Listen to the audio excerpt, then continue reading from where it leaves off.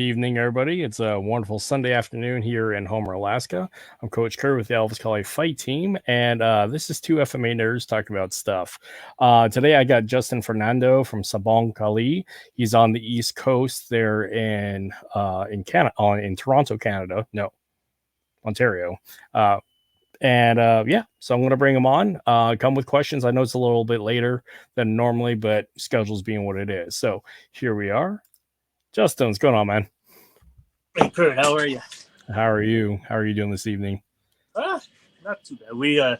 We just had our Santa Claus parade to our little town that we live in, so we had awesome. And the kids were all outside and everything. Oh, fun! You guys got snow on the ground already, or? No, it's like it just started raining maybe a couple hours ago. We're about 5 degrees, 6 degrees. Yeah, no snow yet. What about you guys? So we kind of had snow, and then it turned to rain, and now it's just warm. And then we'll get snow sometime mid-December because, like I said, I live on the peninsula side down in the south. So, like on the other side of the mountain range, Seward gets a bunch of rain, and we'll eventually get snow. So, like, unlike the rest of Alaska, like Fairbanks, where it's like -40, Homer actually gets not a lot of snow, and like the coldest it gets down here is maybe 10 below at most. Typically, winter is like single to double digit. Yeah, see, that's surprising. I mean, when you're mentioning how Homer is like along the same lines as Toronto, that's just I wouldn't expect that at all. Yeah, it's not bad. We're right on the ocean, so it's also another thing that keeps our winter somewhat temperate. Yeah. So yeah. So let's dive into this. Unlike the Fight House Talks podcast, I have a different approach to this podcast. Because we do focus on Filipino martial arts, but I also have an opportunity to talk about Filipino culture, Phil-Am. The acronym would be Phil-Can culture for you guys, Phil Canadian. Yeah.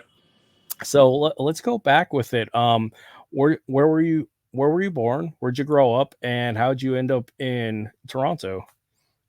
So I was born here in a suburb called Mississauga, which is just maybe 30 minutes away from Toronto. So okay, it's called Toronto anyway.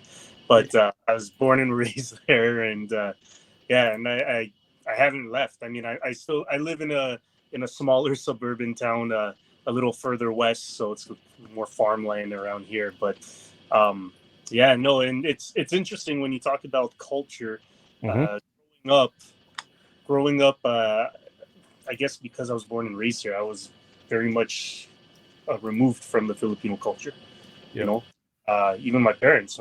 My mom was here since she was, like very young, and my dad came here when he was, just in his late.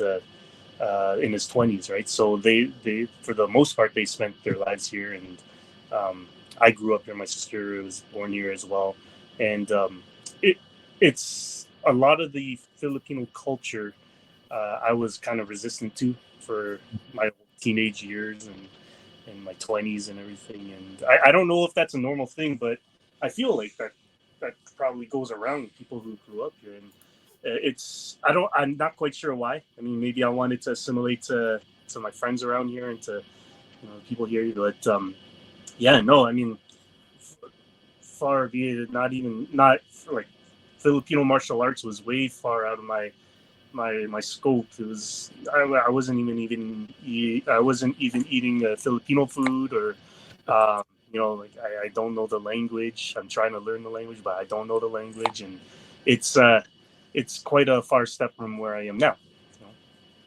I'm in a similar boat. I was adopted and raised by a white family here in the U.S., and I spent the majority of my life growing up in Southern California. And so, like, when my accent pops out, it's more like SoCal Hawaiian, because like all the people I hung out with were Samoans, because like all my cousins on my adoptive parents' side are Samoan, so that accent pops out. But like completely disconnected from the Phil-Am culture, disconnected from the people all the way across. So yeah, I totally can appreciate where you're at. Alaska? Say again? There are a lot of Filipinos in Alaska. Kind of. So there's like Kodiak Island is got a huge cannery. So there's a lot of Filipinos there. Anchorage has got a fair amount because of the military bases. Funny enough, Homer, there's like 100 to maybe 200 of us here, but it's like it's all the old Ates who married American service members that came back to Alaska. But like guys that are like between the ages of 25 and 45, I think there's like 4 of us here. So, and we're all in the same boat of like first, second generation, but don't speak the language, more Americanized. And yeah. Well, I mean, I know California. I have some family in California. California is full of Filipinos, right? And, Yeah. but Alaskan, geez, that's such a world apart. It is really it's crazy because Filipinos and Samoans, they come up here because one, the canneries, and two, because the airports and the military. So there's a ton of Samoans who work the airports, which I mean have Canneries. so the cannery, so you got like the crab canneries and the fish canneries. Canning, like cannery. Yeah. Oh, okay. I see. Yeah, I think GM Angel Cabales actually had come up to Alaska for a while back in the day. I'm not exactly sure. I'm not a Sarada scholar, but as I've been told, he spent some time up here, which I mean, it's interesting. Is there much presence of Filipino martial arts in Alaska? Not really. There's like I can name 5 people to include myself. So when I had the school, I was one of 2 like dedicated FMA schools, but I really wasn't like FMA centric because we did a bunch of stuff, but I had a lot of FMA as the core. Yeah. There's the Pekiti Tirsia group in Juneau, Alaska. I know there's a handful of people up in Anchorage. I know like Dr. Hugh, who's a level 6 in Balintawak, is up in Anchorage. I think there's somebody up in Fairbanks, but he's more Krav Maga. And then down here in Homer, there's me and my buddy Virgil. And Virgil just moved here 2 years ago, and he's from the Sarada community. But like here on the South Peninsula, it's been me for a decade. But so when you say 5 people or a handful of people, you mean like handful of people, handful of schools? Handful of like either schools or training groups. But okay. as for schools, there's like 2 of us that had schools here. And now it's only just one that I know of. Everybody else, just like FMA across the board, is you have an instructor that's infused in a group. And because just doing FMA itself it's not enough. For a lot of people, it's just not enough. So like the boxing academies, there's a bunch of boxing academies and jiu-jitsu academies here, mostly up in Anchorage. And there's a few guys that I know that train in and out of there that have some FMA, but nobody's like holding classes specifically up there. It's just like ad hoc, pull a guy off to the side kind of thing. That's what I was about. That's what I was about to ask you actually. When you ran your school, if it was, like solely Filipino martial arts, or was it a hybrid? Because I don't see too many pure Filipino martial arts schools. I mean, I only know of 2, you know, and that's it. And it's hard. It's hard because, like you said, the demand it's growing, but it's not, not at the level as the mainstream ones right now. Yeah. So like in my case, we were a full spectrum mixed martial arts, traditional martial arts collaborative school. So we had 3 major training facilities in a building where we had our dojo dance space that had our traditional martial arts. So like Tai Chi, Shotokan Karate. There was a really big program there that was really the core of the school because that had the largest student base. And then there was the Fight House, which is my side of the house, which had all of our combat sports. So I predominantly coached boxing and Muay Thai and MMA. And I integrated FMA here and there what I could, but I actually didn't have a dedicated class. I would do seminars, but I would weave in FMA to everything we do. Like it's good for warm-ups, it's good for footwork drills, but it was really difficult to have a dedicated FMA class for adults. Now I had a small group of kids when I first started here in Homer, and that dwindled and tailored off, but realistically I did not have a dedicated this block is FMA for a long amount of time. Have you to have a dedicated FMA class there and it didn't work? Or I originally started with one actually, and it was a kids program, and I mean I had a good core boys that like I had 10 kids, but I mean, as kids grow and move on, they don't stick around. And like Homer's culture is really interesting because it's our summertime is so special because one, everybody's out playing, and two, like people are out working. That's where everybody makes their money because we're a tourist town. So like all the kids, they go away during summer. So trying to get retention coming back in the fall was always tricky. Yeah, I see. And also like upper like mobility for sports, there's a higher upper mobility for competition for boxing, Muay Thai, and Jiu-Jitsu rather than FMA because FMA doesn't really have a competitive outlet in the wider spectrum. You know, WEKAF and PCAF do. Yeah, but yeah. It's really hard. So I always we always discuss that. When we talk about the success of just say Muay Thai or Jiu-Jitsu because they have fairly standardized competitions, right? You could go across the world and you would follow the same rules as New York would be to Brazil to and similar to Muay Thai, maybe some slightly different rules. But when it comes to like Kali or Filipino martial arts, it's the only kind of standardized ones that are kind of like official is the WEKAF and that part. And I mean that's what I like about that is the fact that it's kind of recognized along all these different countries. People fly out for these kind of tournaments and everything like that. But it's too bad the approach of fencing mask and gloves in a competition in an official competition format hasn't been unilaterally done across the world. I mean, some groups will have one way, some groups have others. But if you want to make it like a specific competition type thing where the rules are set, the rules are accepted across the world, championships, tournaments are held the same way as WEKAF is, but just without all that garbage, right? And that it's unfortunately because no one's really done that, and I don't think it will get done because there's so much separation, right? I mean, some groups don't agree with others, and that's kind of normal, but makes you think, right? I mean, how did we come around? I mean, there had to be some sort of agreements amongst different groups. I mean, if HEMA can do it, I mean, HEMA across the board does this. I mean, there is some sub factions between the historical European martial arts communities, but like the competitive HEMA groups, I mean, they have national and international competitions. So if they can do it, why can't Filipinos do it or Filipino martial artists do it? I'm not too familiar with the actual HEMA competitions. I mean, they are they.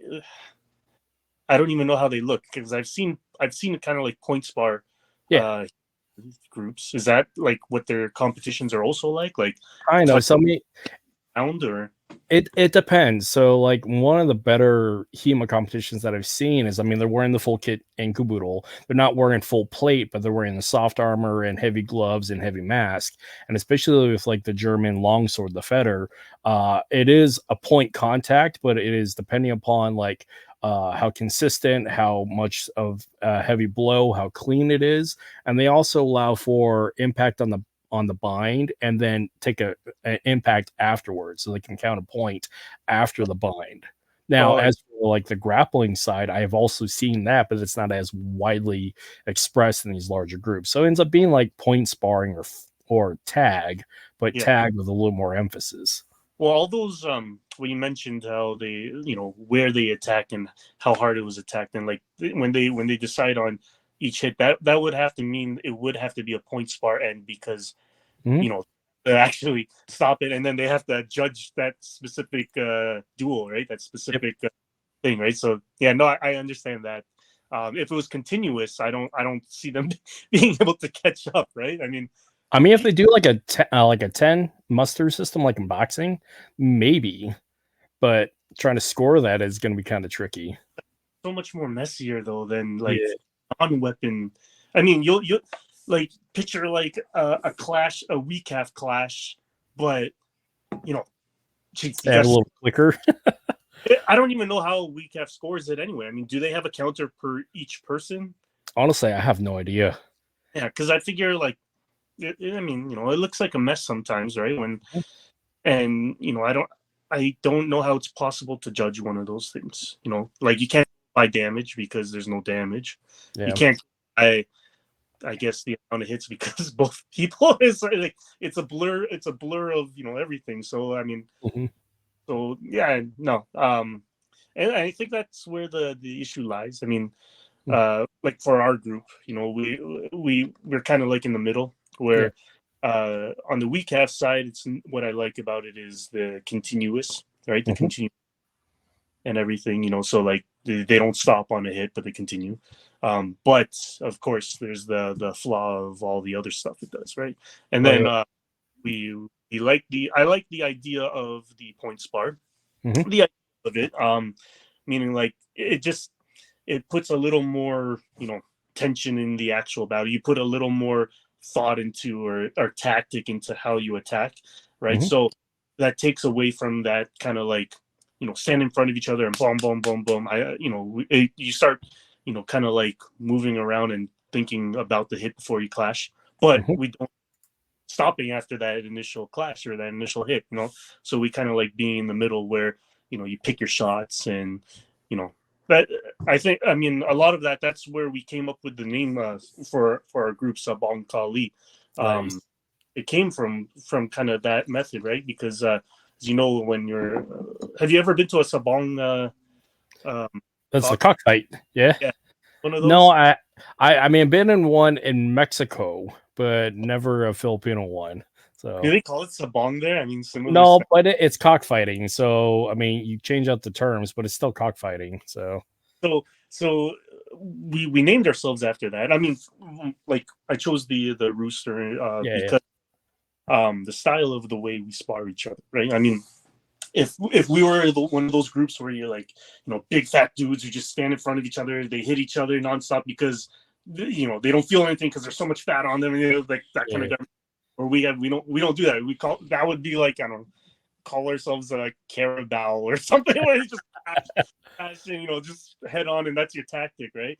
You yeah, know, yeah. uh, but similar the way if you ever seen a spar and seen our group, a lot of it is we're very heavy footwork driven, right? So, Mm-hmm. like moving around before they had boom boom and everything like this, and Roselle and I saw Denny Terrell there. How are you guys? Hi, That's Denny. it.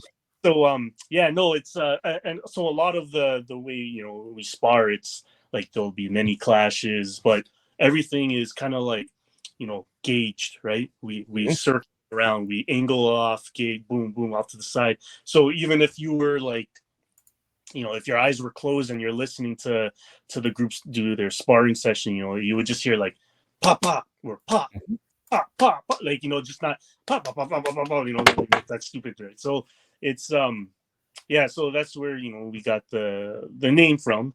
um and as far as I know, locally there's no Sabong group. I think Oh, there's a confederation um in somewhere in California, I'm assuming, but I think it's like I think they're like uh, a group of different groups coming together, right? Well, yeah. we're our own group here, Well, that's but awesome. That actually answered a question that I had written down. Where did you guys come up with your name? Because I'm always fascinated with groups and where they come up with their names. well, yeah, and I mean, for the we've only been just say officially Sabong Kali for I think 2 or 3 years, but we've been a group. We've been I've been teaching at our main gym here at Combat Arts since like 2012, right? 2000 something like that, teaching Mm-hmm. and then before training. But what we wanted to do is we wanted to kind of have like some sort of individual, Mm-hmm. like not separate from the club, like we push the club away, but we wanted to have our own identity.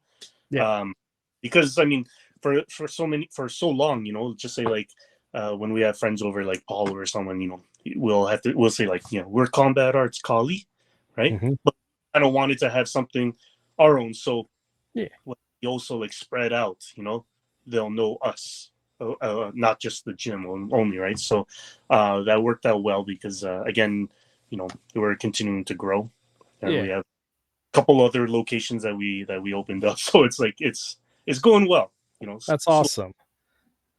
That's awesome. Congratulations.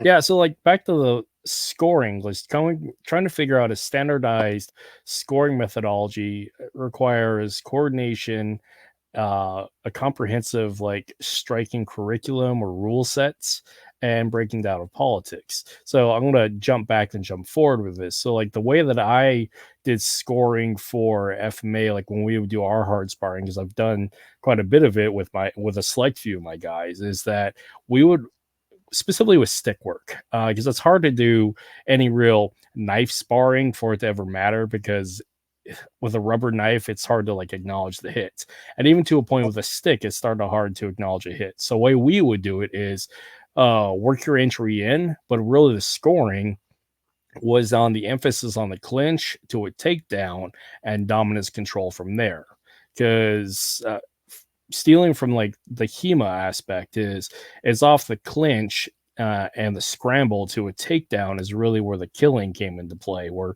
the weapons were a transitionary phase of covering distance and changing ranges, but really the kill comes in contact. So we would rely on the takedown and dominant control, and that's so just the rules. had to have a takedown in it. Mm-hmm. Oh wow.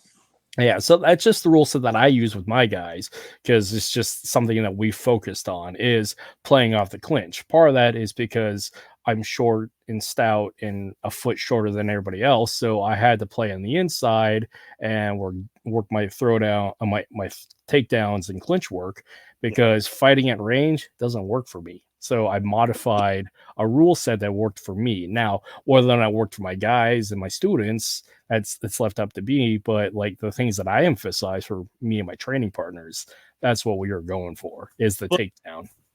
even with, I mean, you just say you're shorter than like everyone else. How much shorter were you? Because I'm pretty short too. So I'm 5'6", and on average, my especially my adults, everybody's a foot taller than I Oh, am. yes. Okay. Okay. And, So I'm 5'6", 5. Oh, I'm 5'7" on my yeah. license, but I'm like 5'6". I don't know, whatever. So everyone in my class, everyone in our class, right? Mhm.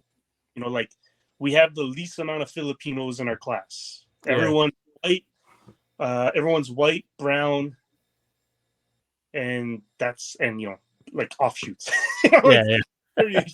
But I'm up to like here on most of our guys, right? Mhm. And so that's why I'm interested, because when we spar, because I have the stick and they have stick, but I find that the stick really helps equalize Mhm. the range. I mean, I wouldn't be able to reach them with hands, but the stick, even though they have a stick, but for some reason, like I don't know if it's actually physically the same, or but mentally, I feel like I have a little more confidence that I Yeah. have I match range, or I am able to stay at Largo. Mhm. But that's funny you said that. And but with the takedowns though, that's interesting, because I've never seen a rule set like that where it's there always has to be a takedown, and then like the round doesn't finish if there's no takedown, right? Yep. Oh geez, that could be I like that. That could be tiring as hell. Jeez. Well, part of it is the majority of my students that had fed in from other programs. So like wrestling is a big deal here in Homer. Just there's a lot of wrestlers, because sports in general in Alaska is really hard because of the distance and population base. But club wrestling here has a very large population. So I integrated with the local club and did a lot of work with them. So I had a lot of feeders coming in, and then leading into MMA, it's a natural fit. So like I had a lot of guys that wrestled, so there was that heavy emphasis on clinch work and takedown, and we would and that's how we would score the win. Because I mean, naturally, anyways, if you do a heavy takedown, like a heavy throw, you lose the stake, you're on the ground anyways, and you have to restart. So unless you continue on with the grapple work. The wrestlers, did you find that all the times when they would take down, were they 5'6"? Yeah, see, we're all short. That's Comparatively to like my guy Brian, who's like 6'4" oh, and almost well, 400 pounds. So I mean, that's no, that's not even fair. Then you need yeah, like yeah. a 3-point staff or something like that. But Yeah. no, sorry. Did you find that the wrestlers, when they did their takedowns, were they weapon takedowns, or were they like, just a wrestler holding a weapon doing whatever takedown they would do, or was it like, like tactical, where it's like, if you or I had a weapon, we would use the weapon, or like, you know what I mean? It starts with with default preferences and experience, because when you're trying to match new skill sets on top of all that, when you have like say 10 years of preferences and behavior built from competitive wrestling, they started with that. Now, as time progressed with me, it ended up being more emphasis on the awareness of the weapon, because a consistent problem that I ran into, and this is a rule that I had in the gym, it's kind of like a cultural nuance, is you don't offer your neck, you don't offer your head, because the whole headhunter thing. But in a running aspect, I had a lot of wrestlers that would dive in for like a single leg or an outside double, and I would clock them in the side of the head with a stick. And it's like, well, you dove in. A stick has a different mentality, has a different range, has a different association. Timing for sure. Yeah, and so with that, with a wrestler who is not mentally and physically connected to the tool, because they've been so focused on the physical wrestling skills, they forget about the stick often. And again, it's new data coming in, as new skills coming in, and so you're dealing with an issue of time. So if I've had a wrestler start at 6 year old and he's gone to 18 with club wrestling, I have so much experience and time I have to work with, because I may have gotten them only like 2 or 3 years. So it's by scale, they have more time at their default preferences versus new skills coming in. The comment that you made about the knife sparring, that's interesting. Like for pain penalty. Yeah. I mean, we use rubber, but Mhm. then we use like aluminum knives, right? And I always found like when you go with the aluminum, I always found with knives, it's like, I guess because it's shorter, some Mhm. people, put more into the boom, boom, just Yeah, yeah. because, I guess mentally you think that it's less than the stick. But I've had some bad pain penalties with a knife spar, that's for sure. Yeah. Um, we found like a lot of the when it comes to knife sparring, um, uh, we found a high percentage hit is around a wide hook.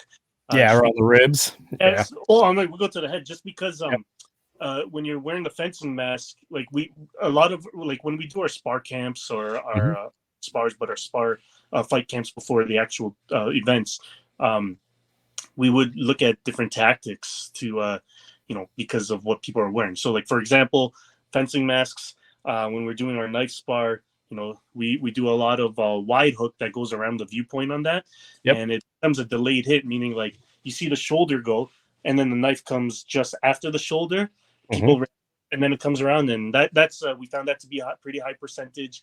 When you crash in and you go with a number 5 up, but Yep. it's under the chin, so it's like hard for them to see, right? And Yeah, especially that central plane right between the eyes, and they can't see that. it's, Yeah. I mean, cheap, but it's like, they're wearing the same mask as you, so like, you start uh coming up with tactics according to what they're wearing. Mhm. um sometimes we would be cheap, and when we're in clinch or grappling, I would tell our guys to hold the other guy's gloves. Yeah.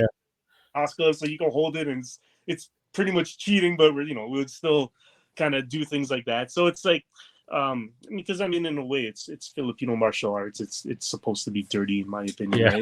right? Cheap. Yeah. Everyone calls us cheap asses because we're cheap asses. It's good. That's what it I should mean, be. throwing it back to like old school, I like marker fights, because like the stuff that I would do with with my army unit, because I was a combatives instructor for my local guard unit here, is introducing knife work with them, is like the risk assessment alone for using aluminum trainers and doing combative stuff with them was really high to deal with my chain of command. So I got away with it by using markers. And I mean, this is old school stuff anyways, but markers are really great for introducing where that thing actually hit and the path of travel. Yeah, So and it's cheap too. So I mean, talk about going back old school and cheap. I mean, it works. more Yeah. The only thing with the markers though, is like it's good for showing slashes, Mm-hmm. right? But for the thrust or the power of the thrust or like the effectiveness of how strong you did that thrust, Yeah, it'll show maybe a dot or maybe yeah, a dot and slash. But I mean, that's the only thing. I mean, it's not like the aluminum knives would show that either. But you could feel, you get that pain. yeah. Pressure The pain to get reflex. into open body because it's there, right? But the markers is good. We've done that markers before. I think I've seen some videos of like people would put lipstick on their training knives, Yeah. and then I kind of like that just because you have the power of the actual aluminum blade of hitting it, but Mm-hmm. then it also has like some trail to show where you hit. Um, AccuStrike knives are pretty. I got to train with those. Those are pretty neat, but they're weak. I mean, that's the Yeah. only thing. I mean, like they're so expensive that you could break them, and then it's like, oh, well, I mean, it's. I just spent like I don't know how much they are there, but I spent like $100 on this thing, and it broke, and you Yeah. know, I like Well, it for the you thing could. that I wonder and I worry about AccuStrike knives because I have one and I don't hate to be against the grain, but I don't like it, honestly. Really? And the thing I don't like about it is you're relying on for the aspect of programming and conditioning. Because when you have a pain response, you're programmed and conditioned to that. When you have a visual response, you're programmed for that. But for the knife that makes a sound, you have an auditory response. And so and along the same path of the fallacies of impact and sight, sound also has an interesting fallacy of it made contact, yes, but that contact is relative to like how much supposed penetration it is. But for the programming response, you're listening for that sound. And so if somebody in thought deals with a lot of time training with this tool, you're conditioned, and this is the same across the board. But I'm saying this for the AccuStrike knife because I don't have a good example. I don't have a good answer for this, but you get so conditioned to hear that sound that it creates some weird habits and behaviors. And the same, like I said, is with like dueling with knives anyways, or dealing with an aluminum trainer. There are still like some weird arbitrary things that are behaviors that are created with it. So it's What you kind get. would I mean that the sound? I'm trying to understand. Like, by listening to the sound, what kind of negative behavior would someone do for that? So there, for one, listening for the sounds. So the conditioning of I'm not acknowledge they one, I mean, you need multiple senses to acknowledge full data. So having the impact and having the sight, but you may not see it because it's a scramble, but feeling it and hearing it Okay. is 2 points of data. But what I fear is in the aspect of say heavy clothing, because up here in Alaska we're constantly wearing thicker clothing and hoodies. You're hearing the sound to simulate the impact, but there's no feeling of impact, and so you get adverse and conditioned to listen Okay. for it, but does it actually register? And the same can be said about aluminum trainers. It's just each tool creates an arbitrary problem unique to that tool. So So there's no perfect. yeah, There's no tool. Um, yeah, I mean, I kind of wish they made those AccuStrike knives one more durable, so then you yeah. could actually proper spar with them, with intent, rather than flow or anything like that. And then two, the they still use those stupid the circle batteries. I'm like, just USB charge this thing. Just use a USB charger. Then Yeah. why use this? But I'm sure it's a What cost. But what I would like, and I know somebody's done it, but I have to find somebody who's done it consistently so I can buy it, is you deal with a more solid, like a solid core training knife, have a foam exterior for the blade and the butt end of it, but okay, it has enough give to it that you have impact to feel it. But okay. that you can also paint the outside with a visual marker or like lipstick. So you have that pain of impact, you have the feeling of it, and you also have the visual thing after the fact of saying, "Oh yeah, this is where you got stuck in the after reaction review." I That mean, it's. I mean, I think the AccuStrikes are probably the best thing that we have going on now. I yeah, mean, there's nothing else in the market, right? yeah. All right. I mean, it's kind of like with shock knives. I like shock knives just for the have you ever just for the shock knives? I Like, have. So I mean, I've seen people do, like close range drills. So then like the shock's on, so then they'd be aware of where their hands are or where it's cutting. But I haven't seen um a duel with two shock knives where I haven't seen that. How's that been? Like, how's that? It's silly is in my regard, and I'll say this from the story aspect. So I brought a pair of shock knives to my unit for some training, and what it ended up being is a bunch of infantrymen screwing around trying to shock each other. So like it was the novelty of shocking each other that took away from the training aspect of actually trying to do something with it, and ended up being us just fucking around. So that Okay. was the real problem. Okay, well that seems isolated to, like, I Yeah. mean, okay, just say you got an actual FMA guy versus another FMI guy. Like, have you ever seen, like, how I would think that would be very good, right? I mean, Yeah, because it teaches you to respect the distance. Because again, if the sound and the shock is supposed to simulate impact and the risk of impact. So there is a cause and effect issue. There is a risk and consequence issue. So absolutely, I agree. It's just I would like to see, like you said, I would like to see somebody actually do it and pull it off. Because like yeah. back in the day, we would use little like micro tasers as well. But then again, it was more the novelty rather than actual Like training. taser tape, like Yeah. Danny Terrell says, I think it depends on the mindset of the individual. Those who don't spar much may have a negative result. Oh yeah, for sure. I Oh, mean, absolutely. I think that was, with our group, that's one of the more important things is, I mean, we're not forcing anyone to spar, but everyone spars at one point with our group.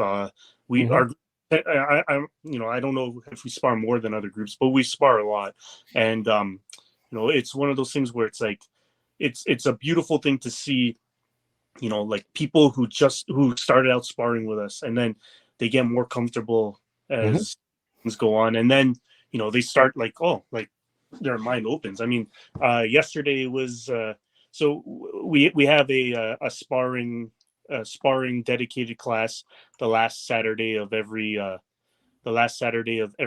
month, right? Yeah. Uh, just like, first sparring class, and that's been kind of like a tradition all the time, and it's good. I mean, I started to see like a lot of the people who were like started newer with us, but then they started like doing really good things, and like one of our students here, he smashed me on my hand yesterday, and it pissed me off because, but it was good. I mean, like, it's a good way to piss me off because it's like I really like it when my students are able to tag me in an honest way, meaning like, I'm not giving it out there and saying, hey, hit my hands, or hit my head, but like, I'm trying, and Yeah. when I get you and clean and clear, it's like, okay, it's a bittersweet thing because, one, it's like, oh shoot, I got Yeah. hit, but two, it's like, we taught them that, or we helped them get to that point, and the more better they get, that's just what we want, right? um Absolutely. Yeah. Sorry, the my thought in my mind before we went to that, the the shock knives. Have you ever seen when they get hit in the face, like with a fencing mask? Does that like shock your head? Like, I just want to know. Honestly, I don't know because when we would use the shock knives and the tasers, it was not with proper training equipment. Like specifically for my unit, we were just in our uniform, but without our uniform top. So yeah, it was basically jeans and in the equivalency of a jeans and a t-shirt, but you're wearing your fatigues. So there is really no safety other than maybe some eye pro, but it differs from training group to training group. It's just for my particular unit for that block of instruction, we had very minimal gear because of the risk assessment, which is odd. So oh So well. that'll be the next video content we're gonna have to do. We're Yeah. gonna have to find a pair of shock knives, open duel with them, just to see what happens. Oh yeah. I mean, where some of like the alternative training methods that we use is like the rubber chickens bite thing. Everybody goes Yeah, back and forth on it, but the fact is, the rubber chicken creates an auditory response and a physical response to impact because we're looking for that or listening for that heavy squawk to simulate a heavy impact. And of course, you feel it. So, and it still accomplishes the same training, but it's cheaper and funnier. okay, I didn't know there was actual logic to that. I just I just thought you were just using a rubber chicken. Yeah. Well, I mean, a lot of it is the gag behind the rubber chicken is one, allows me to bridge uncomfortable content, and two, allows me to demonstrate skill, but with an alternative tool. So it allows me, like I said, to bridge things. So because there's a lot of knife content out there that is very hard to process because of certain people's perspective of criminality, liability, and immorality. So with the rubber chicken, I can poke fun at it, but also talk about it. So there's That's that. the very good. That's important. The bridging, especially for newer students. Mhm, Funny because again, a lot of our students, when I talk to them afterwards, I would ask them like, why didn't you start this earlier, or why didn't you do mhm, this? I've heard more often than not, some students would say like, it's intimidating. mhm. Um, you're just doing sticks or double sticks, like seeing like the motions, the clap, clap, clap, the timing, Mhm. and power that you're hitting with, and they said it was intimidating, and I couldn't understand that logic because I never once found it to be like, even when I first started with Muay Thai, Mhm. and then I started doing Kali as well, and I never once saw the fake knife and the stick as like intimidating. I just thought Yeah. it may be intimidating in the sense like coordination is going to be way off and things like that. But no, some people were legitimately um, intimidated by using a weapon. So um, it's good that you say bridging using the rubber chicken. I mean, for us, we tend to we're not very serious at all. We joke Mhm. around often inappropriately at the gym. But that kind of method helps out a lot. Like it really breaks down walls for newer students, Mhm. especially with Kali. We get a lot of weirdos. Yeah. Um, Yeah, get we do. a lot of those and a lot of introverts as well. Yep.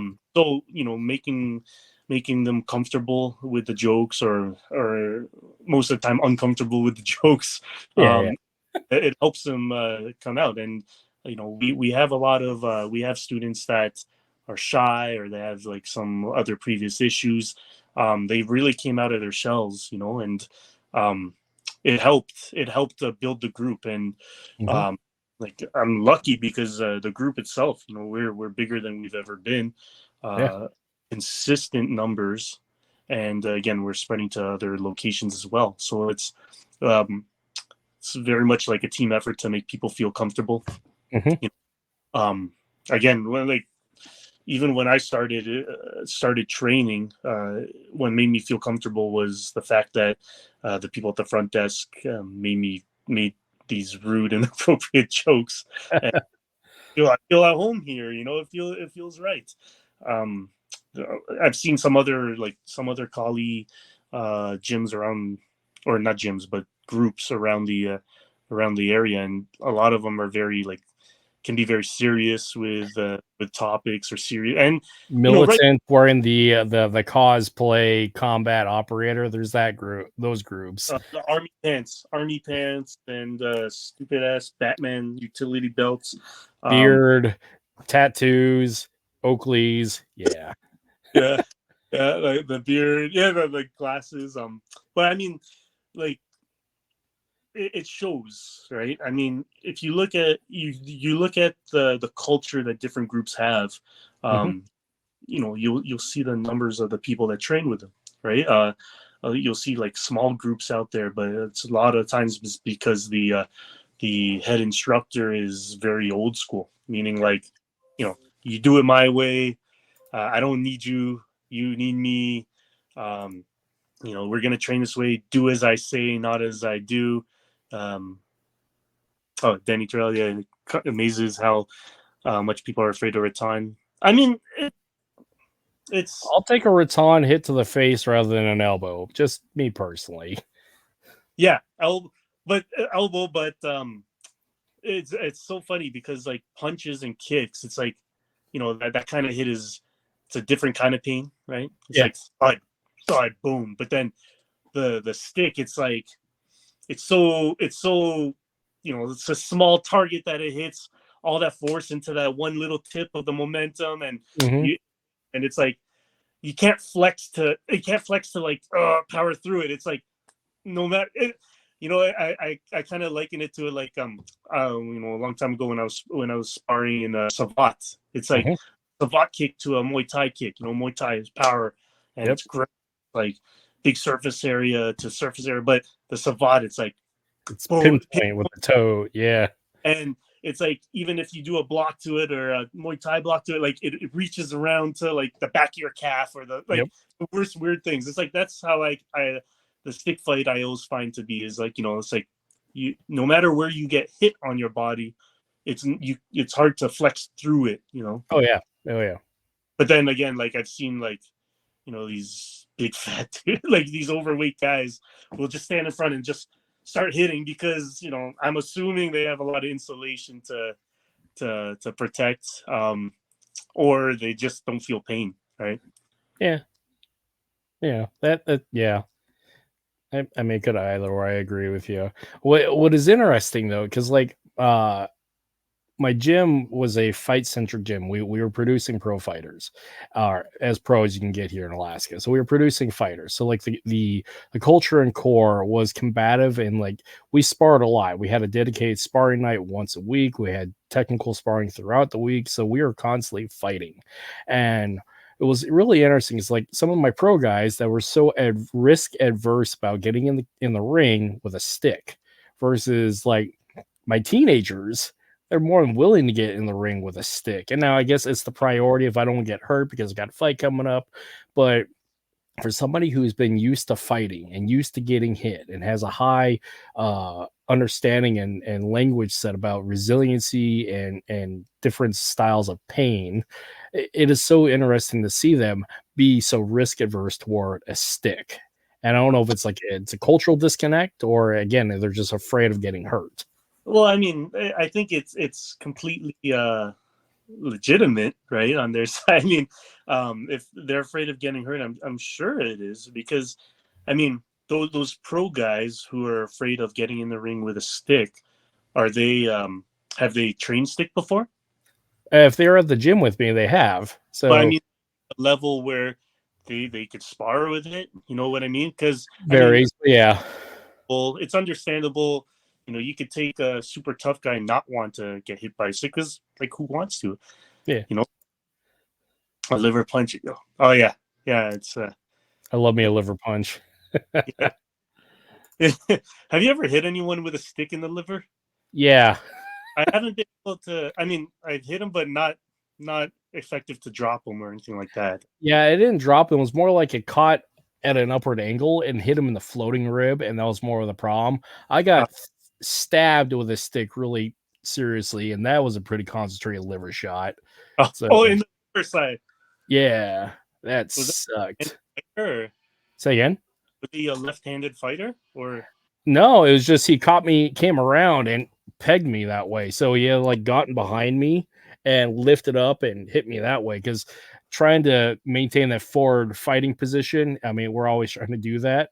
But he swept around and got behind me and clacked it with me. Holy, that's yeah. I mean, that's it's hard to do. That's a difficult thing. He's a skilled guy, yeah.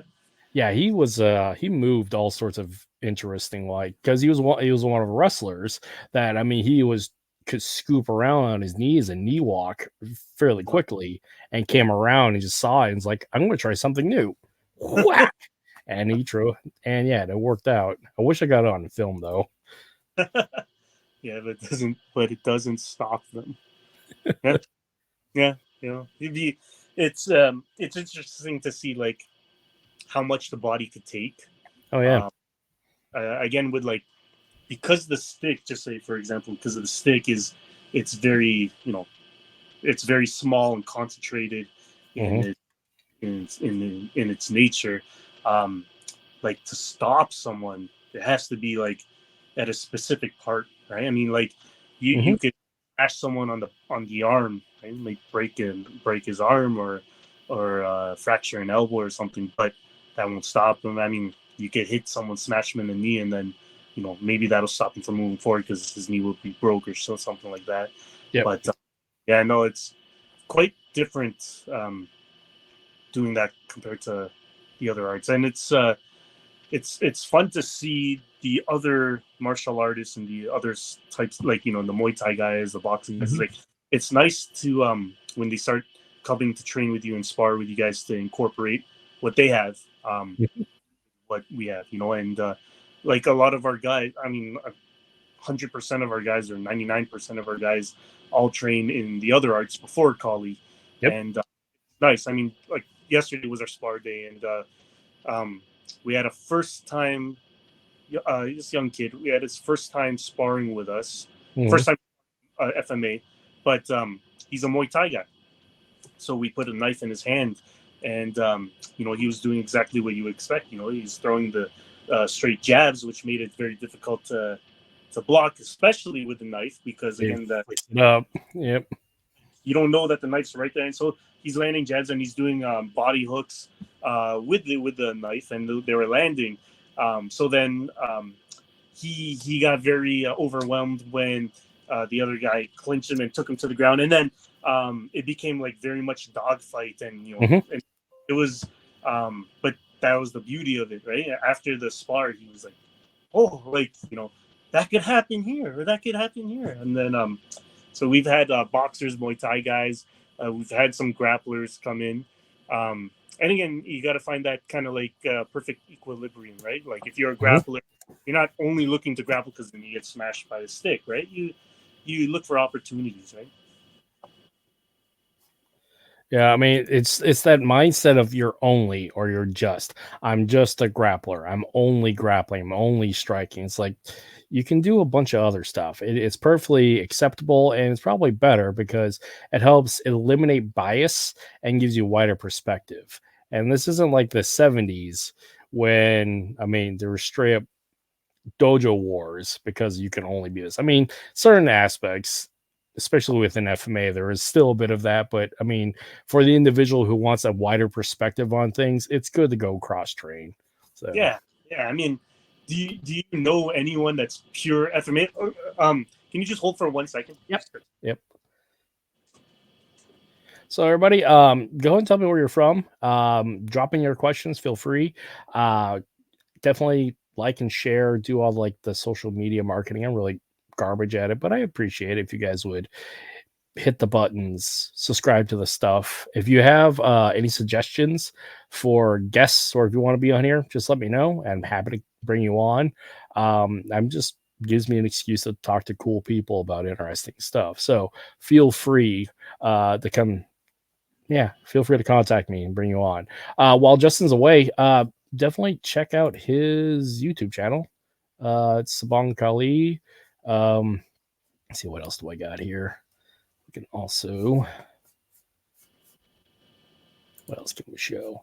Yeah, find him on Instagram. Let's find his Instagram page here. Yeah, there's that. And yeah, doing some shameless marketing for you. Oh yeah.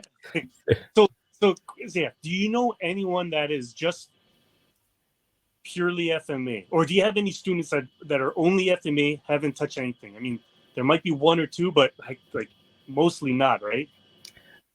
I would say it's my kids, like the really, really young kids that I got when they first started out at like 10 years old. Oh, Now, they whether they have stayed the course, that's a whole different story. But within the window of that, I had them as students, it was always my kids. But since I'm no longer teaching, there I don't have that interaction. So I don't know what they've done thereafter. But like as a consistent student that's been with me the entire time, I don't have any. And I've yet to come across somebody consistently. So like Cooper, for example. Cooper is my primary training partner. And he started off with me when he was about 16 years old.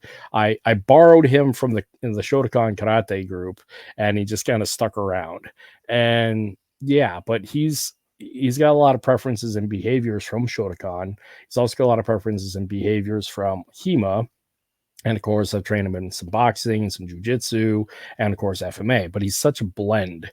And it's really hard, like you said, trying to find an eclectic other than like somebody who started at a very young age with you. And yeah, it's very small. I would, in my case, it's a very small population.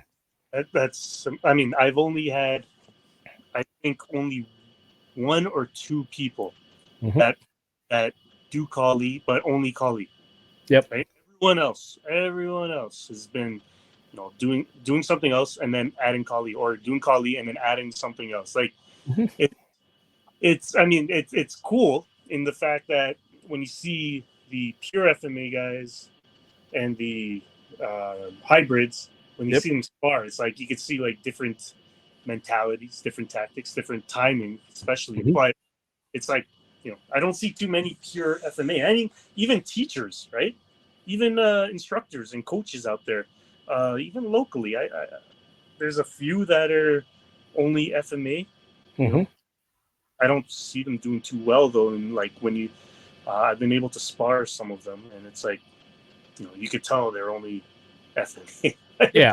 I mean, there is such a experiences expound your capability. Because, like in Yeah. my case, I mean, I didn't start. I mean, I technically didn't start in FMA. I didn't realize it was FMA until much later. But reality is, like, my primary background is in American combat sports, so with boxing and later taekwondo and those and kickboxing. But reality is, I have an American eclectic approach because that was my exposure due to my adoptive family.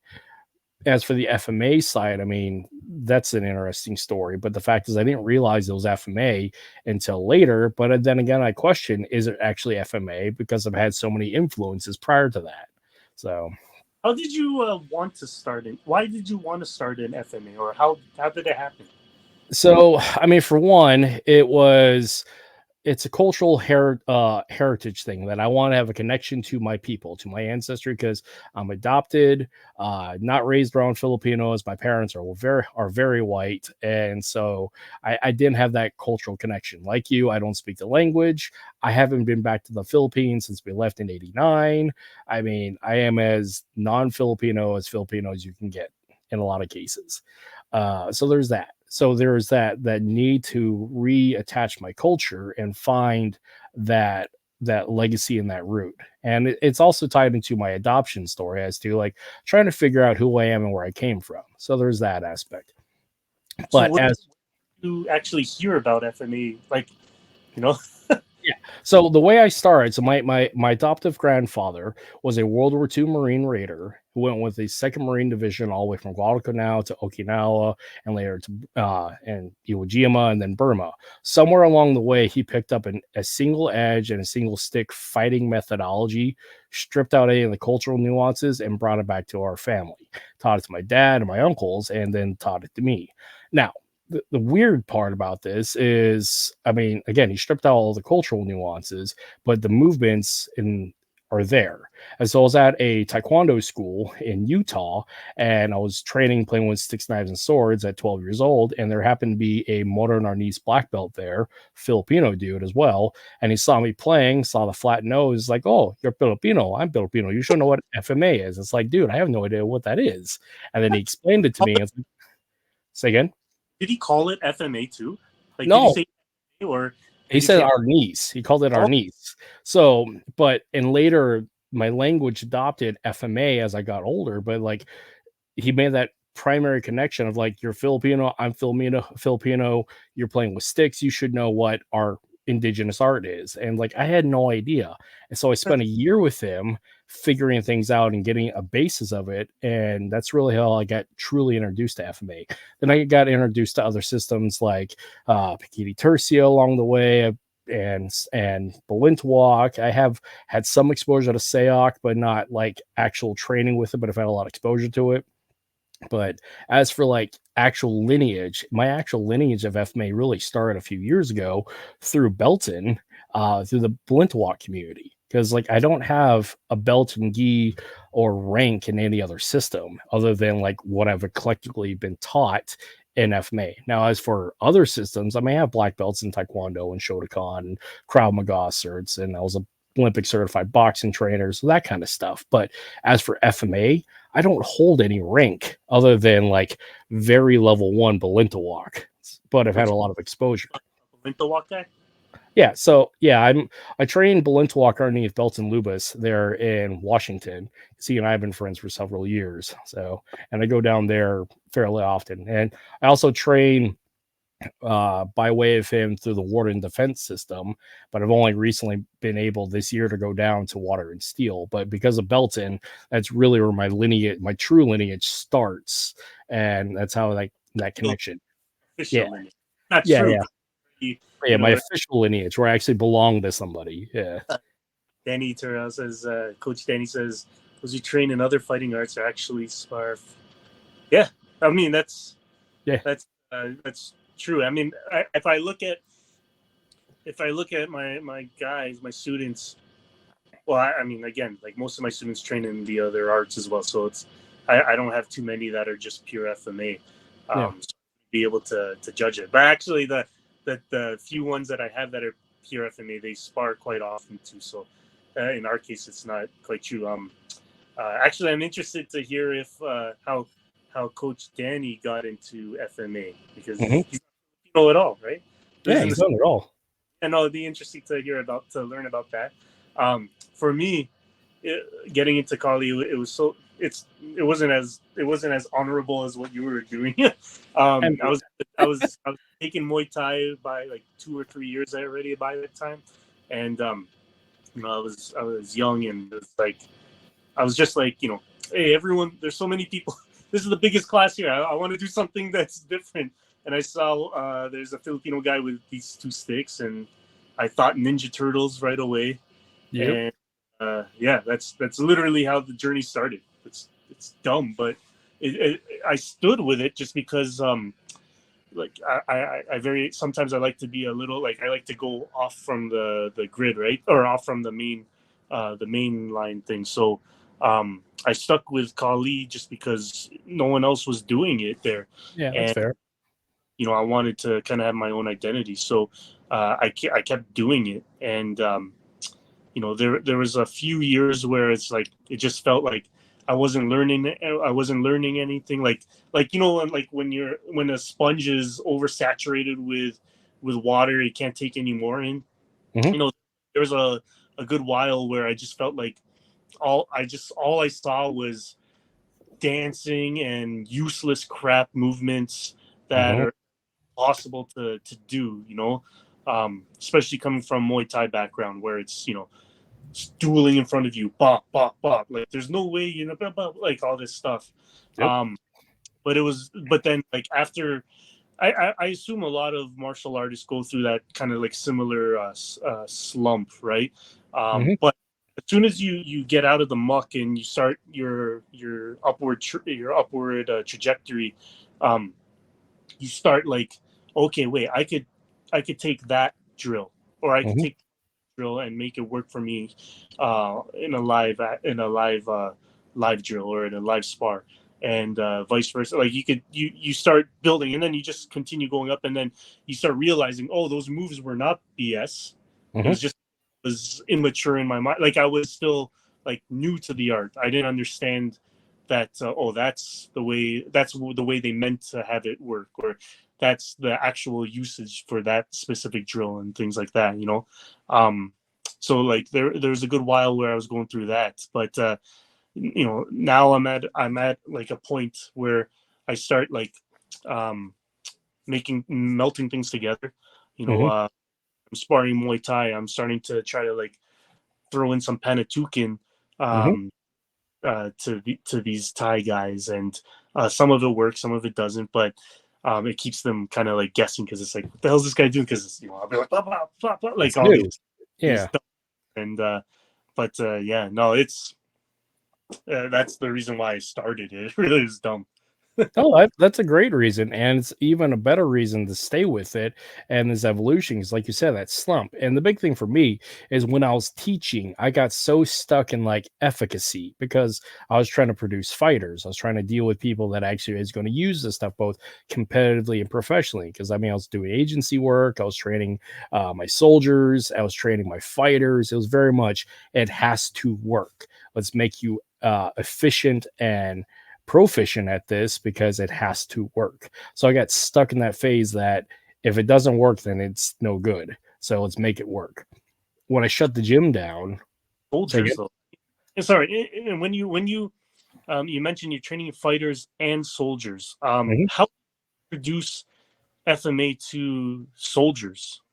So the military, so the army has the Modern Army Combatives program, which has a very strong emphasis at the very basic levels with jujitsu. The intention is to close the gap, achieve the clinch, and do a takedown and hold submission there for either dealing with the subject or clearing the position so your buddy can shoot them.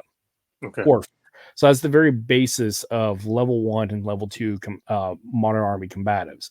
And as you go up in the different ranks of that combatives program, you end up dealing with more weapons base, more squad tactics base, and it just evolves from there. But very few units actually have people that go through all the whole program because at like level 4, you're a regimental upper division trainer for the entire brigade, and so you're more about administrative. But like the true trainers in my mind are the level 3 guys because they're at the company or unit level and they're training it operationally. But caveat to that is it's very regimented and doctrinal because it's the military. Now, the way that I got away with it is because in my last 6 years in the army I was attached to a National Guard unit, and I was the combatives instructor for that unit, and I had a chain of command that was open-minded enough to allow me, because I was already doing this professionally because I had the gym at the time, and they saw the skill set, saw the value. Plus, I was a non-commissioned officer, so I was already in with the unit to allow me to have some free reign outside of the combatives program. Because I mean, I taught the curriculum for the core curriculum, but I add the additionals of the edged weapons on top of all that to uh, give some additional training because I had charge of our blocks of training for combatives at the unit. I could again teach the primary curriculum, but I can also add stuff that I felt of value. So a big part of my value is, well, let's make you efficient at a knife, because the aspect is soldiers carry knives. And honestly, they kill more MREs and cans of Copenhagen than they do anything else. So it's like, if my guys are going to carry knives, then I'm going to show you how to use a knife and show you from the offensive standpoint of how to use a knife. It wasn't dueling, is we're going to learn offensive methodologies of this blade, especially if we're doing from a transition from our primary weapon, or we don't have access to our primary weapon and we got to get you off that. So we use the duty knife to clear and have that action. Yeah, there's some century stuff in there, but reality is I was teaching work from off your plate carrier, get you off my weapon, and bring the knife up and engage that way. So it's very streamlined and straightforward, but it was not, it was less emphasized on the classic FMA dealing with dueling. I had to make it very efficient. And this is again the way that my father taught it to me is very efficient, straightforward, and with very little cultural artistic nuances. Because again, the block of instruction is limited. My time with these guys is limited. So I had to prepare and make them as efficient as I can with only seeing them maybe once or twice a month. So two questions. So Mhm. first, so the first question is, before you taught these soldiers, I'm assuming they learned weapons from someone else, right? Talk about for me or for them. No, I mean like before you taught the soldiers, Mhm. um, weapons from someone else, right? Like, You're sorry, you're mixing. Can you say that for a third time? oh, sorry. Okay, so before you taught the soldiers weapons, Mhm. I'm assuming that they had another instructor before you. Not No, really. so So it like, depends. So Well, for one, it depends on the chain of command. So like big army, like regular duty army, has a very different setup because they're full time. This is what they do as their job, 24/7, because that their soldiers full time. So there is a different training regimen for that, and they have more opportunity to do or consistent training and have more training people there to coach and instruct. As for the National Guard, you just kind of make do with what you got. So the cool thing about the National Guard is you can bring your outside expertise into the unit and makes you more well-rounded unit. And so like a big thing with a lot of our guys is we had a lot of police officers, state troopers, and people that worked in the prison systems that were part of my infantry unit. So they had to be somewhat operational in their 9 to 5 and also with the context of their military aspect.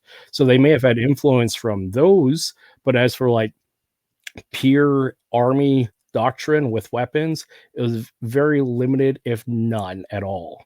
Because wow. again, it was one of those like specialized things. If I happen to be part of the unit, I happen to have this skill set and profession and background, and I happen to have the chain of command willing to let me teach this stuff. So, Did they continue that after you? nope. I mean, that's what I'm so confused. I mean, it seems like invaluable for them to know this stuff, right? It's just like any corporate structure. With every time the organizational lead changes, they change policy thereafter. And on top of all that, if they don't have people that are managing and putting forth policy and executing policy, then it doesn't continue on with the next organizational lead. So That's bullshit, isn't it is it? bullshit. It is really dumb. But again, I was in charge of it because I was a little E5. So little Sergeant Leffler didn't really have a lot of pull at the brigade and state level. Now, second question is Mhm. when you mentioned about drilling them on doing drills that promoted like efficiency, Mhm. straight. Did that mean like zero flow drills? Yeah, I mean, so I use some flow drills as like we're gonna break the ice. We're gonna have some like general sensitivity and understanding, like on your peripheral ranges, Yeah. some cross body mechanics stuff, like that kind of flow drill. But in all reality, it was a lot of drilling of close the gap, stab, get them off range, cut, stab. It was very technical in the aspect of follow by numbers because that's the way that the instructional process is typically done in the military is go from A to Z and repeat without variation because you just don't have the time to like develop in nuances because you have limited training time. So Oh, I had a block of maybe 10 specific concepts that I was having them do, but it was realistically a lot of it was get off, get to weapon, or get close, use weapon. But it was a matter of range. But the goal was to use the weapon. it So was always life. yeah, I mean, the majority of the time was knife because, like, my emphasis was if you guys are going to carry weapon and carry knives on your gear, then I'm going to have you learn how to use it, and especially if you're going to carry it with this idea of, well, if a guy grabs my gun, I'll just cut them. It's like, well, let's learn how to do this properly, so you don't one injure yourself, two cause a situation where they take that weapon from you and kill you and your buddies. So again, giving them actual perspective as to what would work better, more efficiently, and has more of a tactical approach to it, and also within the doctrine of our rules of engagement. Hmm. As it That was, that always interested me to see how coaches are able to implement FMA into law enforcement or Mhm, army and things like that. That's because again, like most of my experiences from people who are doing it as a hobby or doing it mhm. as you know from not like their life dependent on it type thing. It's interesting to see what kind of like mindset your Yeah. guys Now, keep in mind, I wasn't a quote unquote contracted with agencies. It was more or less I had students that were in these agencies that trained with me, but I wasn't contracted with, say, like the local police force. It's just I had a number of police officers that happened to train with me, and they also happened to be like the defensive tactics guys that were taking lessons and then bringing it back to the unit.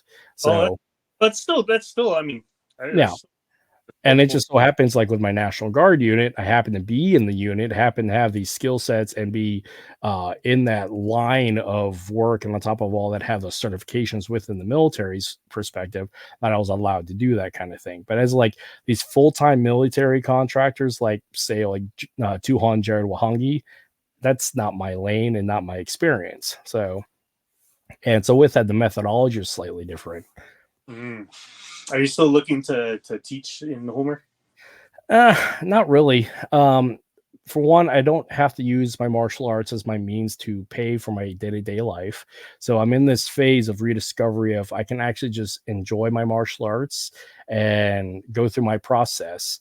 Because really what I'm at now is I'm not teaching, I'm asking questions. Because like the big thing for me is I'm challenging my own nuances, my own biases, and my own dogma and rhetoric, and seeing if I can, by proof of concept, learn something new and not let those biases and previous experiences override new data. So again, this is like a beautiful phase for me to learn new stuff, and I'm excited for it because it makes me happy. It's not so focused on I must produce, because one, I have to pay my way through this and make money for my family. Two, I don't have to produce athletes and fighters and people that are actually going to use it. So there's no like weight of responsibility attached to it. So now it's just like I can have fun with it, and therefore I'm going to have fun with it.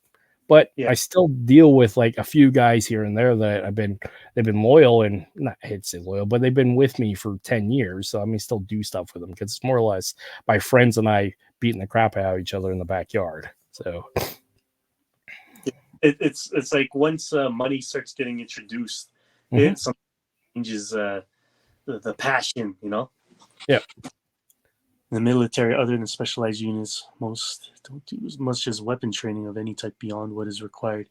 Yeah, and correct. Who decides that stuff for military units? I mean, it's like when you mentioned, you know, they stop training with the knives, and I mean, it just seems so far fetched from what I would think they should be. Like, why wouldn't they? You know?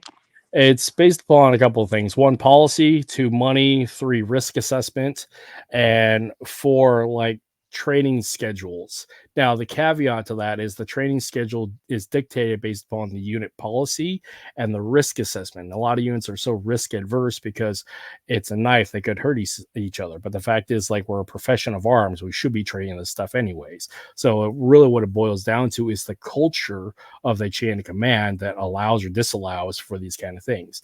Now, if you're in a specific like higher echelon higher echelon combat unit, then they have more time and opportunity because again, it's a profession of arms. So they're going to learn these things and send people to learn these things, because if they don't, then they're deficient and behind.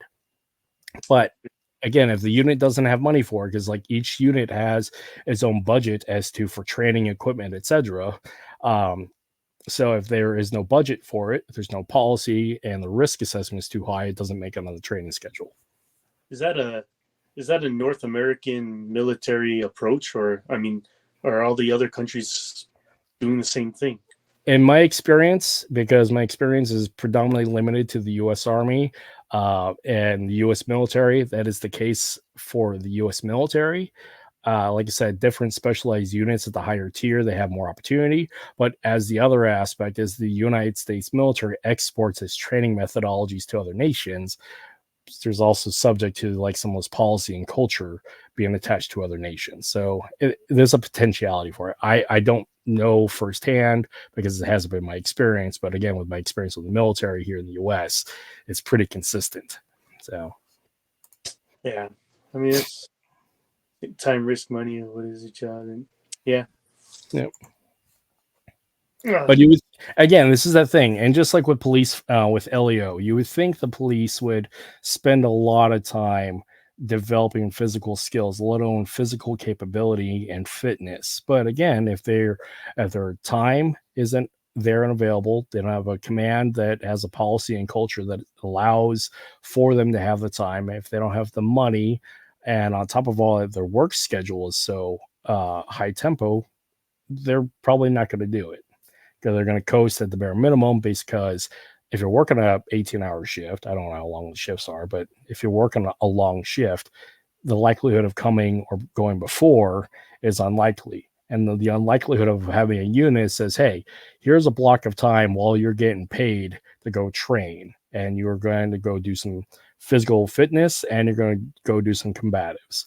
I have yet to see that across the, I mean, some units do it, and these larger municipalities and law enforcement agencies, but like in a very small town, it's not the case. So I know a buddy who works for like the border police here, mm-hmm. and I asked them like, what kind of actual training do you guys have? They carry guns, so you know Mm-hmm. they do target, but for hand to hand or empty hand or weapon like actual like blade edged weapons, they don't have anything. All they do is they have to draw their gun, and if that doesn't work, then they have to um, try to handcuff the guy. But I mean, how do you get from point A to point C, right? There's no B in between.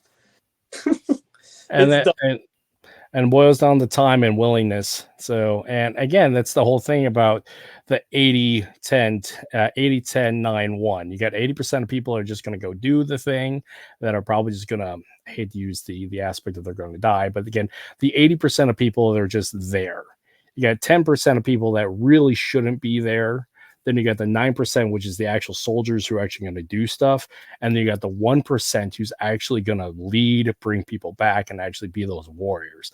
Now, that can be from the spectrum of combat sports, where you got a bunch of the 10% fitness people that are just there, or the 80% of the fitness people that are just there to pay the bills. You got the 10% that really shouldn't be there, that just get fired and thrown out the gym, or they self-select and get thrown out. And then you got the 9% who are actually just there consistently that may fight. And then you got that 1% who actually are your champions. So, well, I mean, I find gym culture has changed quite a bit from, I guess, when I started or like a while before. I mean, I remember culture when I started, UFC was really starting to get popular. yep. You got people in there that were, like, hard sparring with each other, boom, boom, like, and that started to die down. I'd say like 8 years ago. And more of Jiu-jitsu fitness model. like a fitness, but I mean not. I mean, of course, not fitness, because there's still a lot of people that are still throwing hard. But I mean, like, it was just more grungier before, in terms of culture and the way people were there and the way they interacted with each other. They would have like bloody lips and nose and ears, and they come the out. inner city fight club is basically what it is.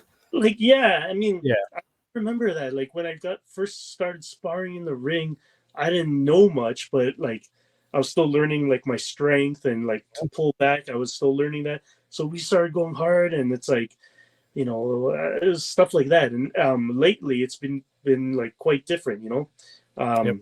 Injured, that becomes a really big deal. People, the gym starts worrying about insurance. The coach starts getting in trouble. It's quite different. Before, you get injured and you'd be like, okay, come back tomorrow. I mean, that's what you're here for. You're here to hit people and learn how to get hit. Yeah. I mean, and as when we're running the program, I mean, I understand we have to adapt, right, to how things are going now. People are more sensitive now. People, just different things like that. We have to watch what we say now. Some people have issues with holding a training knife. Understandable. So, like, we try to adapt to things like that. But no, it was a lot easier before. Oh yeah, there was a very different culture when we were coming up in the martial arts, let alone coming up in our upbringing as people. So, because and I make reference to the inner city fight club, because I mean that was my experience growing up, is that inner city fight club or the YMCA or backyard groups, and it was a different mentality. And I tried to bring that mentality to my little town of Homer, and I was met with a certain level of resistance. But it was still like, people aren't exposed to it, therefore the culture isn't supportive of it. Because, I mean, if you're in a very suburban, like middle class America or middle class Canada, I can't imagine like soccer mom being happy enough with going to a fight gym versus like people who grow up, I hate to say it, grow up in the hood, grow up in the trailer park, people who grow up rough and tumble, they're more likely to go into a fight gym. And it's a different mentality because they have a different resiliency, and a lot of it is they come from trauma, and the fight gym is a place to express that trauma and work their way through it and do something productive with it. The soccer moms you were mentioning, I mean, that's a whole nother thing, because I mean, those soccer moms, even though you don't want to like just say be nice, like they're soccer moms, but the problem is those are the people that are going to Pay your bills, pay your bills, guide your destiny. Meaning, like, mm-hmm. if their kids train with you, then you're shit out of luck, right? Yep. So it's you have to also cater to the people who are not even trained, but the people who are paying for the money when it becomes a business. I mean, that's the thing, right? I mean, when money's not involved, then it's like pure passion. You're running a program for just to grow the group, and to make your group stronger and get more students and continue growing. But once money starts getting involved, then it's like, oh man, you start having to worry about different things. And Mm-hmm. but I mean, I guess that's the natural evolution of things. What works out for our group, and I think it's quite different from a lot of the old school FMA teachers, is that a lot of the old ways was you have the one guy, and then he runs everything, runs Mm-hmm. marketing, runs the curriculum, runs this, and when shit hits the fan, because not one person could do all of that, Yep. then they start way others blaming other, like all that kind of bullshit.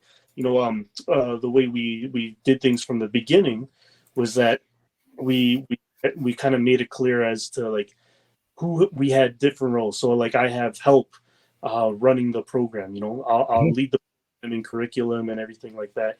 And then I got a senior student, Earl, who handles our social and our business, and then I got Mm-hmm. another, our coordination, Gerald and Barbara. Like we, it's very clear as to what everyone's job is, right? Yep.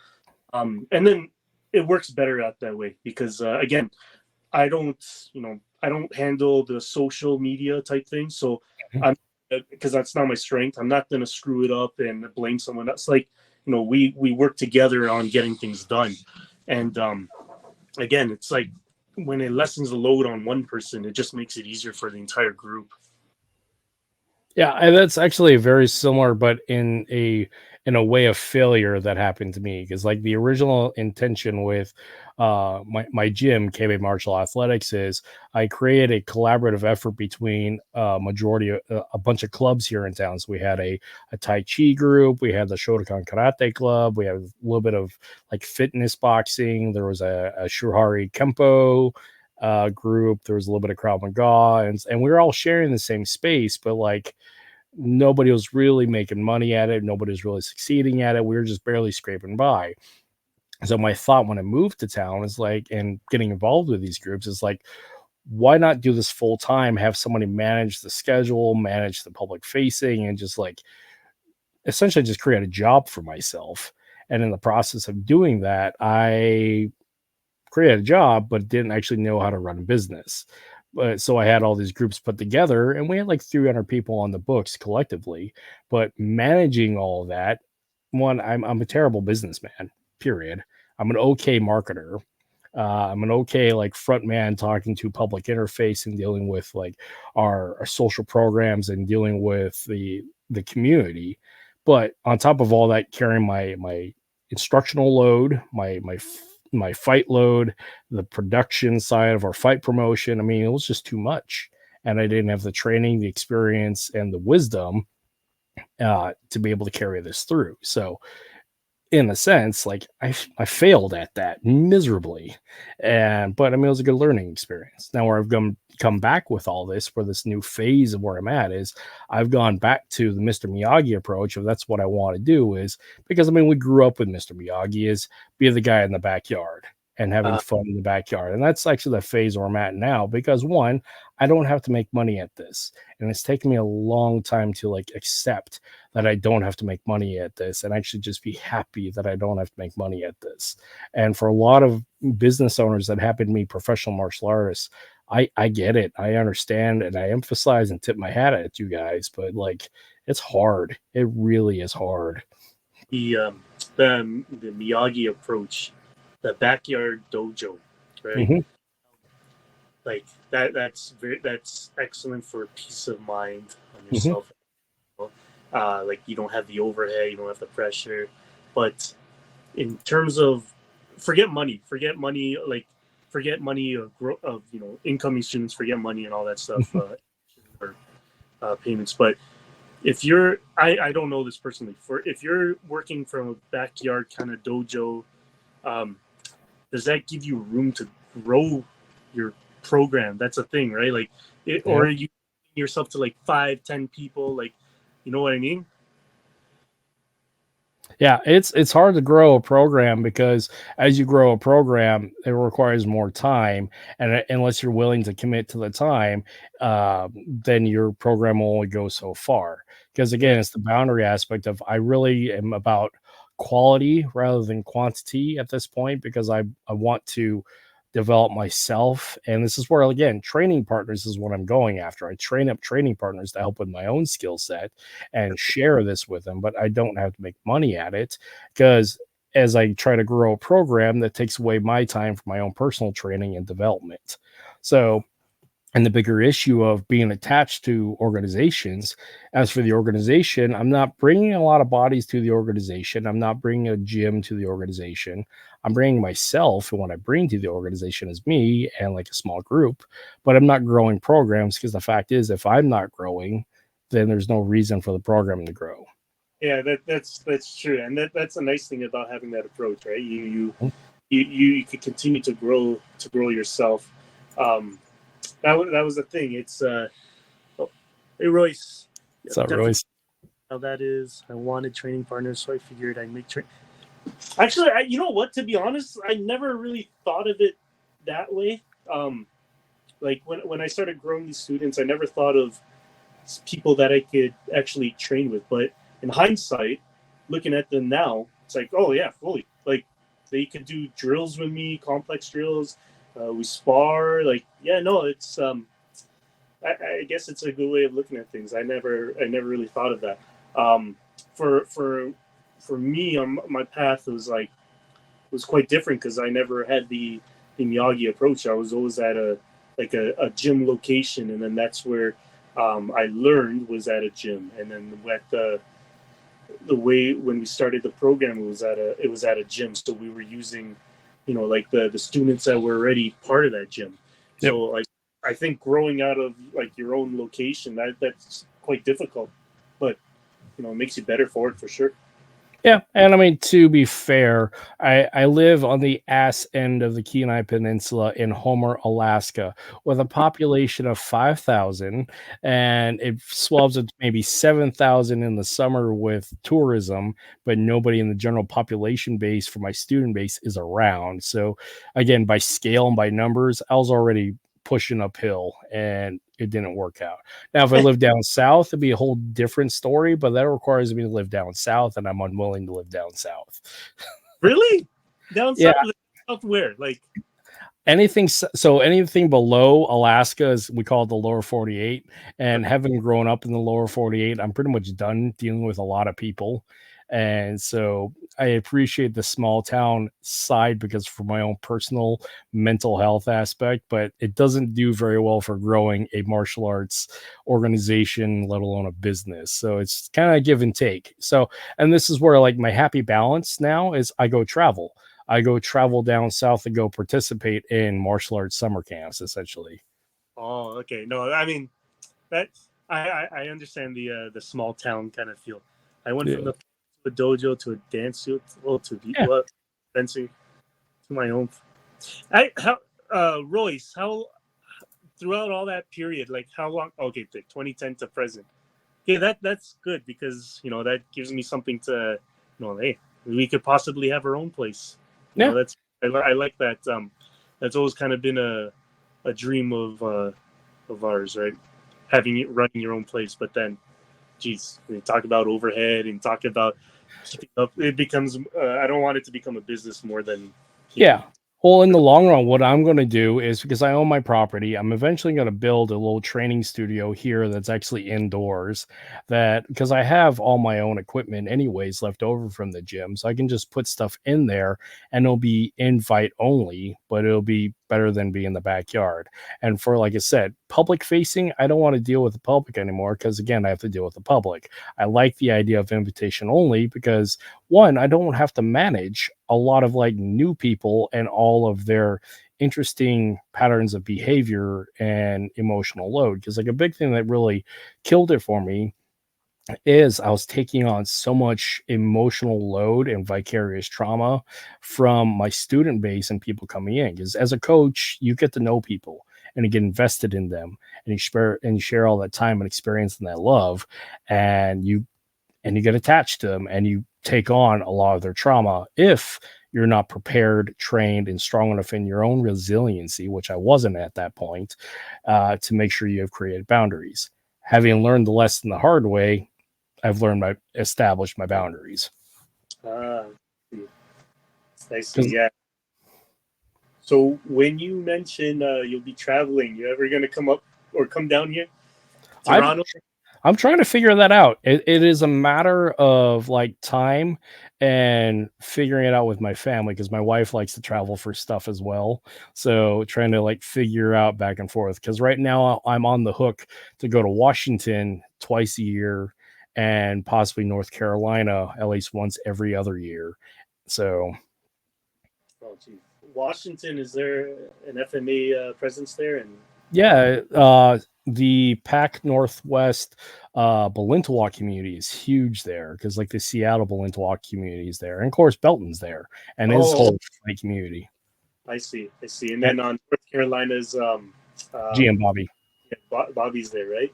Yeah, I got to meet him once. I went to one of the seminars in Toronto. Yeah, he's a cool guy. I love GM Bobby. He's a great human being. Yeah, like that's what I found with him. He's like super. He was quite different from the other like GMs and GTs. Like he's open joker and everything like that. Always talked about how friggin' handsome he is, and he do the thumb joke with you. Which joke is that? It's the thumb joke where he walks up and shows your thumb and compares his thumb. Ask about that one. That was a pretty funny one. You explain that one? I'll explain that one offline. Never mind. I think I have what it is. So it says, I didn't want to take loans, built up slowly, built up super base in order to have school. By the way, if we want to grow a program, we want to stand strong. Yes, navigate, being a teacher and a business. Yeah, that's exactly kind of like what I was saying as well. Is I'm not the most I'm not business savvy so one of my our senior students, he's good at that, so he handles the business side for us. And it's got to be that trust that you have between yourself and the people who are helping running your program, right? Myself, Park Dance Studios, teamed up with an instructor, had keto, and finally on my own started. So what I take from it is like it's quite a long journey to be able to run your own thing, right? Yeah, it is a long journey, because like technically I started teaching at 16 because I was teaching in whatever studio I was in, because I was a black belt in Taekwondo, and so I just happened to be there, and I'd make side money that way. But I wasn't ever consistent because I moved every 3 years or more often than that. So it was taking where I can, because like I taught Taekwondo and karate at the YMCA for a while.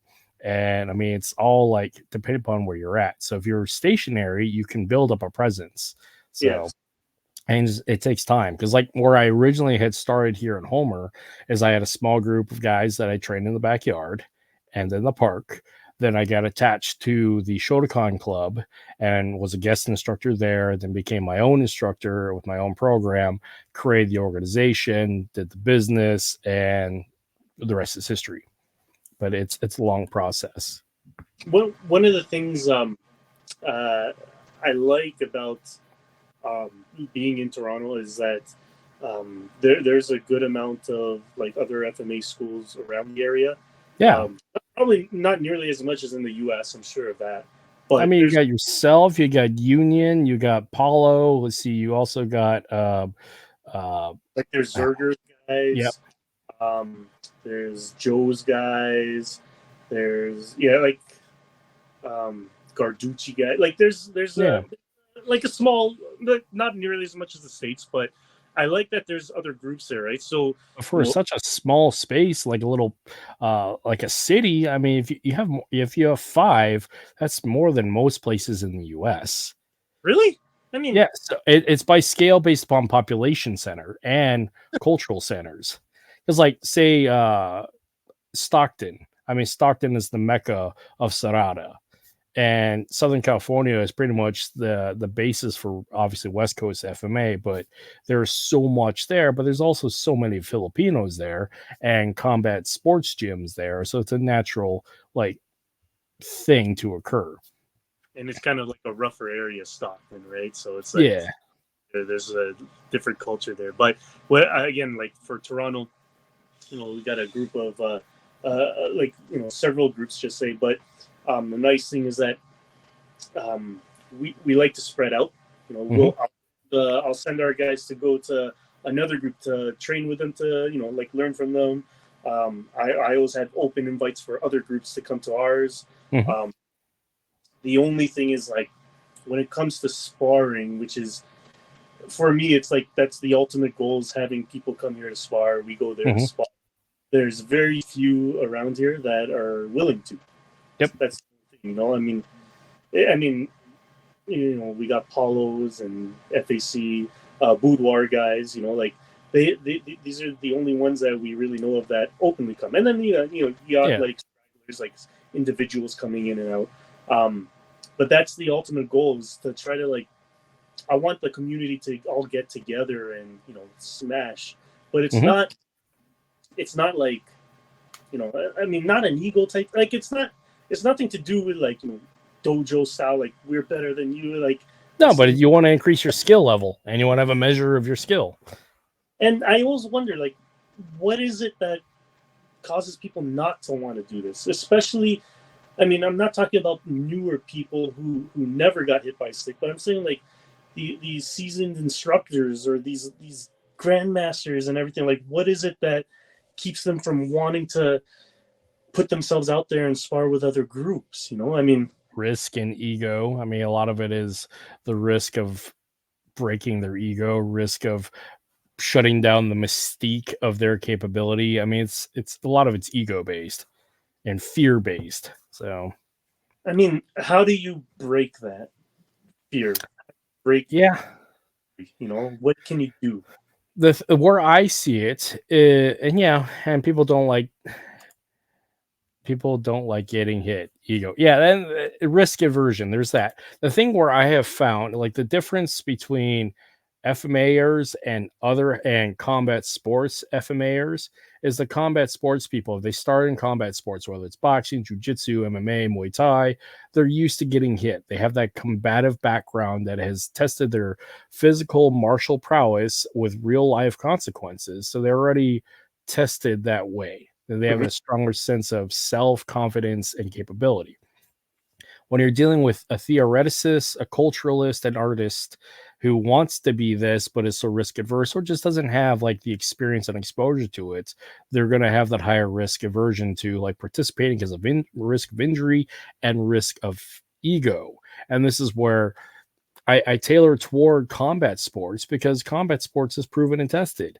You get in the cage, you get in the ring, get on the mat, you test your skill set, you win, you lose, and you go back to the gym and try and get better at it.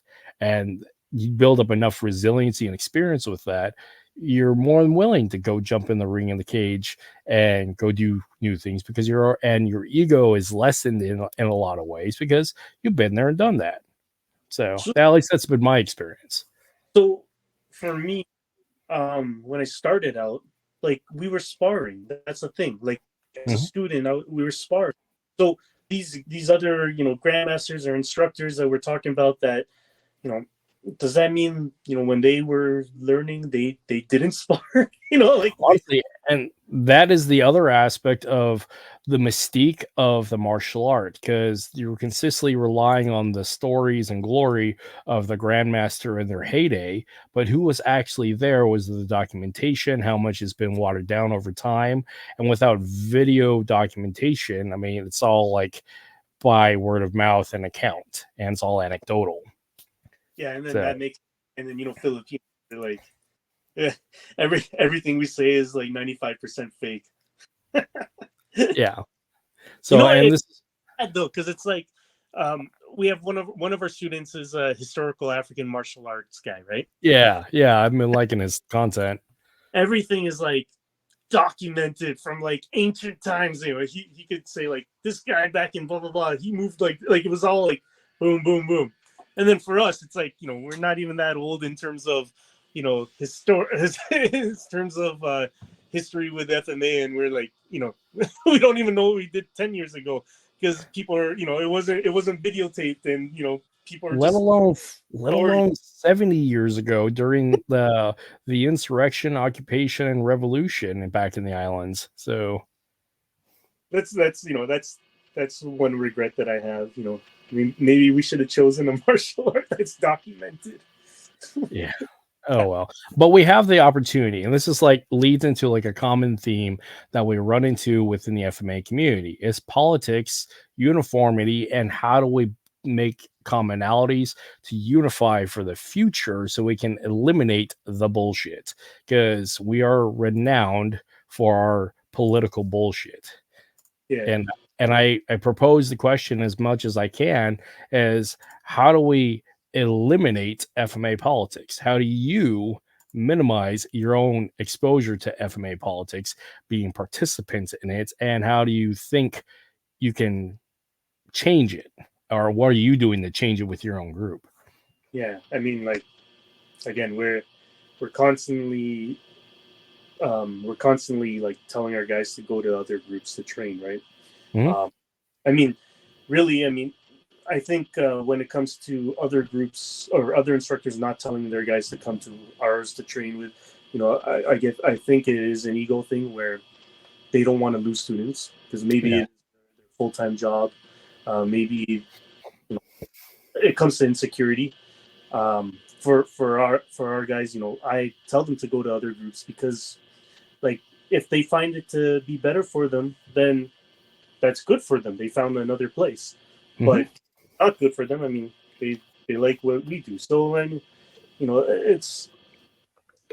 well, it's funny because the groups that do come out to spar with us, that do come out to cross train with us, their their instructors have a very similar kind of like mindset to Mhm. myself. I'll find that when I chat with them, like it's like talking to like just a regular kind of normal dude, right? But the ones that do have the issues with opening to training with other groups, those instructors, they're like talking to your titos, Mhm. what I mean? Like talking to your uncle who's like, you know, what chismis? Yeah. Did I say? Cheese Musa. Yeah. It's like that. Like it's like Yeah. talking to aunt who's talking about one of Oh, the henpecking. Yeah. that's for so those groups that don't come out to train with us, you'll find that their instructors are very much like that. Mhm. Like oh, and those are the instructors that'll invite you to teach at one of their just say like group yearly seminars like with other instructors. So they But can pick it apart for the next year.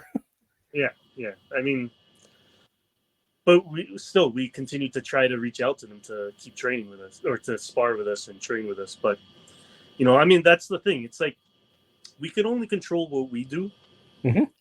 group. our group is strong, and we're continuing to grow. Just, that's all we can do. Yep. Like Arnista Mano is the original term. No, it's not. Oh my gosh, Arnista Mano or Hubad, Hubad, Hudak, Anuntukin, Sundukin, Panantukin. Yeah. but all that, like it's all So it's yeah. I mean, so here's my thing, because I come from education, as when FMA people argue about spelling, it's this issue they don't understand language.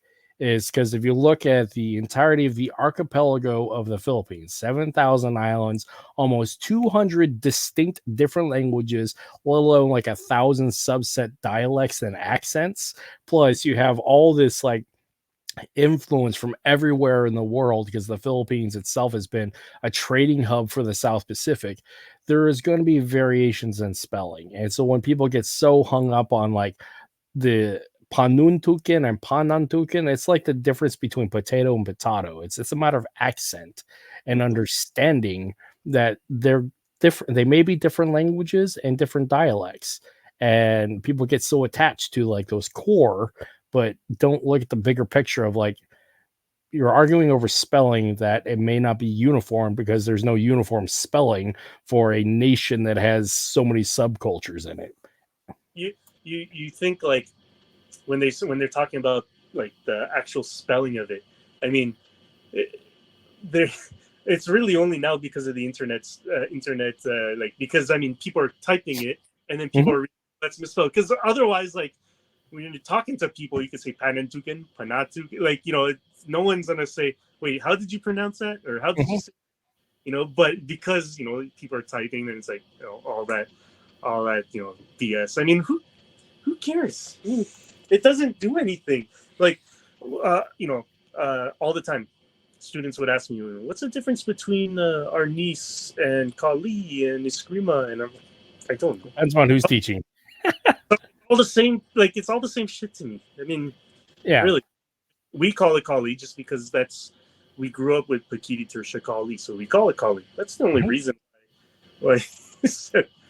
Royce, you're in New York. I would love to go sometime. I like Kurt, when you mentioned that you're able to go traveling to train. That's the ultimate that's the ultimate dream for me. But it's like, right now I have 4 kids. Youngest is less than 1, and then my oldest is 8. Right? And it's like, I'm not going to be able to go travel for time and availability is a big deal, because like a big problem that not big problem, but something I also ran into is when I had the gym, my children were very young. When I shut the gym down, my daughter was 8 years old and my son was 6. So trying to run a business, let alone travel and be away from family, it was very difficult. Now that I don't have the gym, my daughter's 12, my son is 9, it's easier. But on top of all that, I can bring them to go do stuff. And as a family, we go do stuff, which is cool. And as time progresses, I'll be dragging them along with me to go do the stuff. Because like another thing I go travel to down in Washington is I had the first opportunity now to actually go to Water and Steel put on by Dr. Kelly Warden, even though it had been attached and involved with NSI by way of Belton for several years. But like actually got to put hands on with the tribe. This year was the first time because of time and availability. But like I said, I've interacted with Dr. Kelly because he collaborates often with GM Bobby, and he's always at the West Coast camps. So I get to have hands on with both of these GM and Datu, because I got to travel, and they play well together. That's a big thing. And they themselves are just such wonderful human beings that they play well together, and it's awesome to watch them play or just like interact as humans, because they're like brothers in a lot of ways. How many Datu's, like, is that like Tuhan? I'm assuming so. It's the modern Arnis title. So, and I think there was only 10 original Datus, as I understand. Yeah. And so how many Datus are there? Like, I think there's 10. as active. I think there's 5. I don't know. That'll be a Datu Tim Hartman question because he keeps track of all that stuff. Yeah, because I know him because Datu Tim Harden. That's the only Datu. Then there's Datu Sincere. Yep. I've just seen the name Datu. That's why I'm like, I don't know who Well, else. so there's Datu Dieter Kanoodle, who's in Germany. Then you have, say again? Yeah, he's in Germany. No, what's his name again? Dieter Kanoodle, I think. My German pronunciation's awful, but it's like Sounds KN. Yeah. German. Yeah. Oh, yeah, there's him, and of course Datu Kelly Warden, but he's the first original Datu out of all of them. But those are like the 3 that I know that are consistently active online. Whether or not there's a few more out there, I don't know. Then you got subsets like GM Bruce Chu, who was part of the whole Modern East lineage. I don't know if he's a Datu, or I mean, I don't know how close he was to Datu ship, but he was pretty high up there. Then, of course, you got like Rich Parsons and Bram Frank. So GM is lower than Datu? I don't know. The name, the Grandmaster, right? That sounds like that should be right. It was a Shinshir Inokala spelling. Oh, I thought he was a modern Arnis guy too. Yeah. And this is also intrinsic to the issue about Filipino martial arts politics. Is you got so many subset tribes and groups trying to unify into a mono collective Filipino martial arts hegemony is literally going to be impossible because of free will, history, and personalities and preferences. I mean, I'm a Pekiti Tirsia guy, right? I mean, like it's all drama, and like it's not even drama on the higher levels, on the highest levels only. It's like each subsection in each group, there's some conflict at one point, you know. Yep. I'm not adverse to that. I've growing in the art, we've had conflicts and crap like that. So, you know, I mean, so again with our group, we try to see what screwed up other groups, you know. Yep. And that's all you can do. You see what screwed up your old instructors and your other groups, and like say like, okay, how can we do things differently? And you know, sometimes it helps that you know the guys who are running the program, they're not Filipino, or some not Filipino. Maybe that helps. You know, could be worse. I don't know.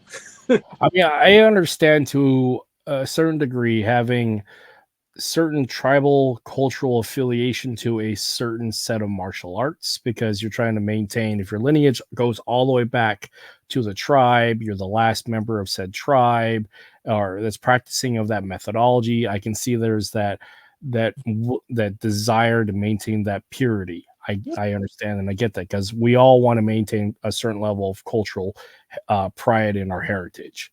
Thus why a lot of us Filipinos come back, or anybody of any sort of other cultural lineage goes back to their indigenous fighting methodology and rediscover because they want to be reconnected. So I get it. But in the case of, and again, talk about Filipino culture by way of a Filipino American and Phil Canadian is this issue of like being disconnected from back in the islands, being raised here in the continental US and having a different cultural overlay that it lends to this idea of, well, we're all Filipino, so we can have a mono thought when it comes to our Filipino martial arts, but because we're unified as we're Phil Canadian, but we don't have that subset of like back in the islands, everybody's so diverse and beholden to those unique tribal sets. There is that risk. Yeah. That's the thing. But I mean, again, that was one of my regrets is that I wish I learned, you know, I learned about Kali earlier on. But the funny thing is, like, I've been to Philippines a number of times, and I would ask her, "Do you guys know what Kali is?" And you know, they have no idea. They know the name Arnis, mostly because high school. That's like a course for them for gym. But then, you know, then you go to North America, and there's a good amount of people, you know, again, non-Filipinos mostly, that are like, or at least from my experience, non-Filipinos that are like, oh yeah, you guys know this and you know this, and I mean, for me again, because I don't speak Tagalog a lot, it took me a while to learn the terms and drills, like specific names that Mm-hmm. we look up, like like making up names. Like for example, like Sagong Labo, I used Mm-hmm. to call it Nigang just because it's just like, oh, I know what he's Nigang. Echekete, we used to call Etch a Sketch. Yep. What other drills? There's like all this other, the Coup de Puño. We got some stupid name for that. Like that was the way that I learned. And then as soon as I started instructing, I had to take it seriously. But when you mention tribalism, I mean, there's a lot of there's actually a lot of people out there that when they say tribal, they give it like a negative annotation to it. Like Yep. the tribal. I mean, when people think tribal, they think cult. Yep.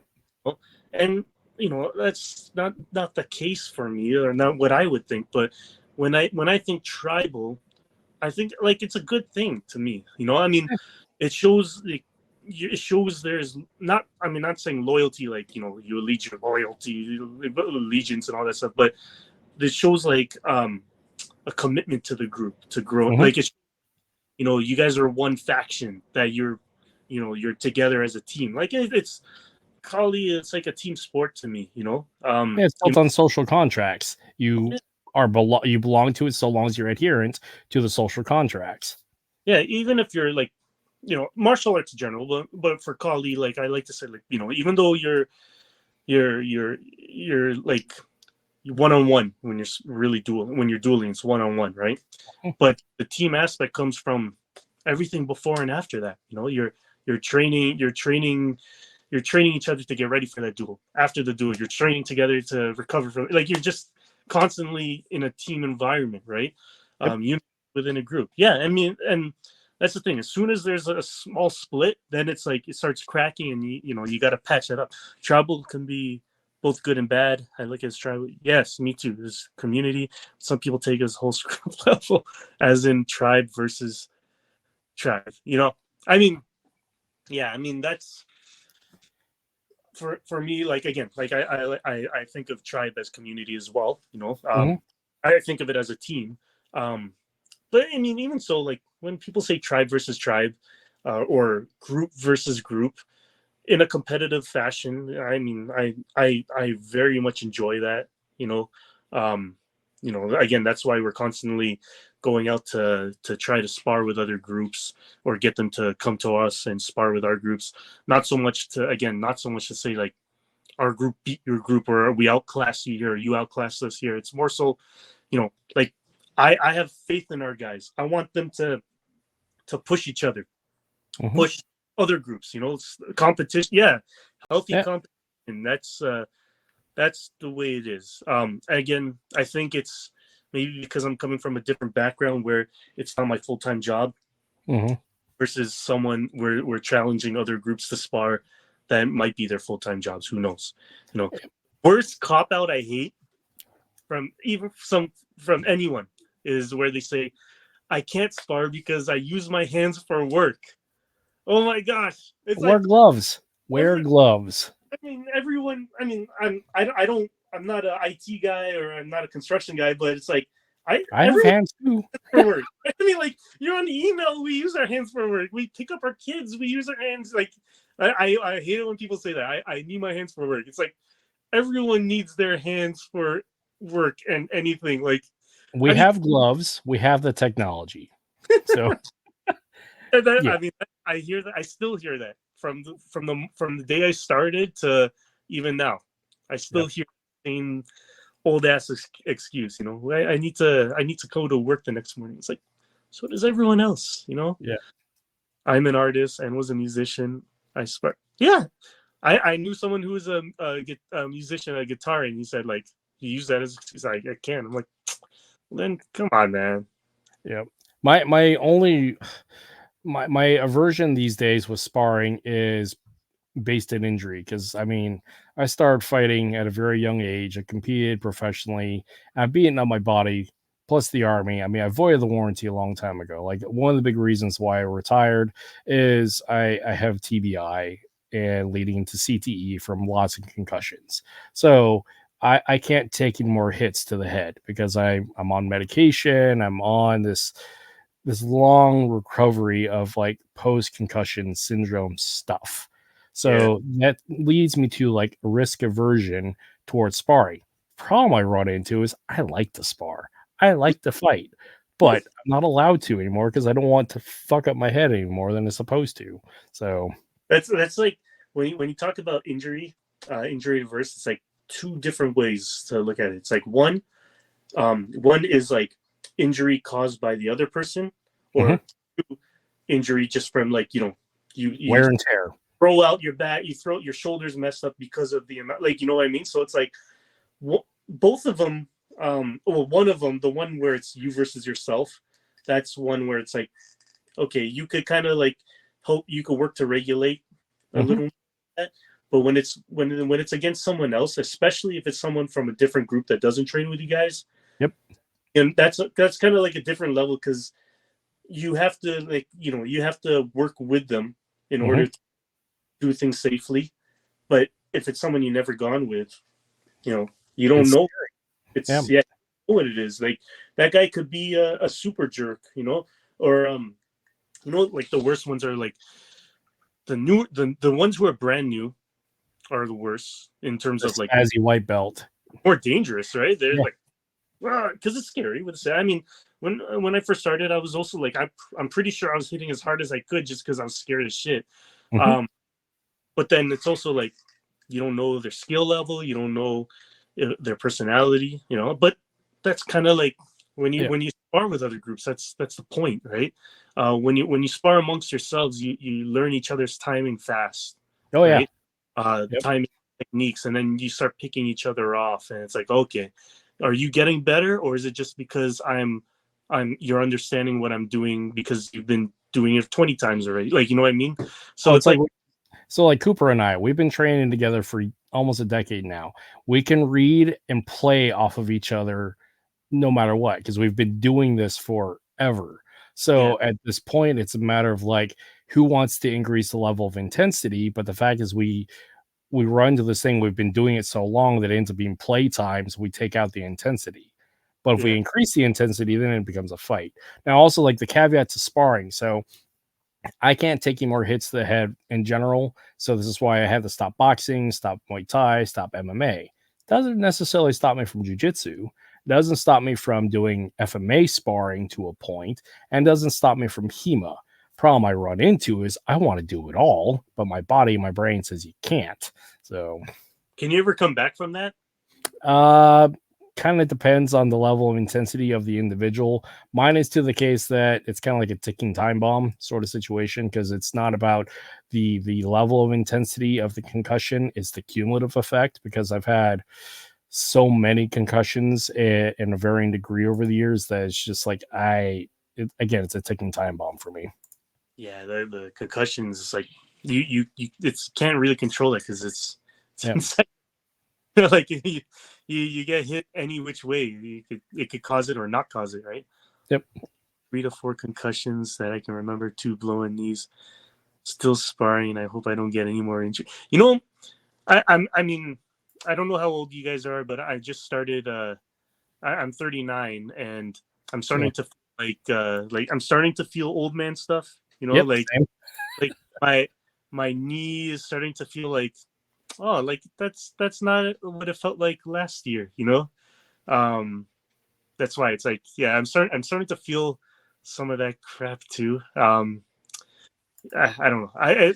I'm fortunate in the sense that at the gym that we teach at, the 47 years old, nice, the I'm only 38, but yeah. the owner of our gym, Joey Dillis Reyes, he's like freaking Ninja Turtle. He's like, he's like GI Joe, right?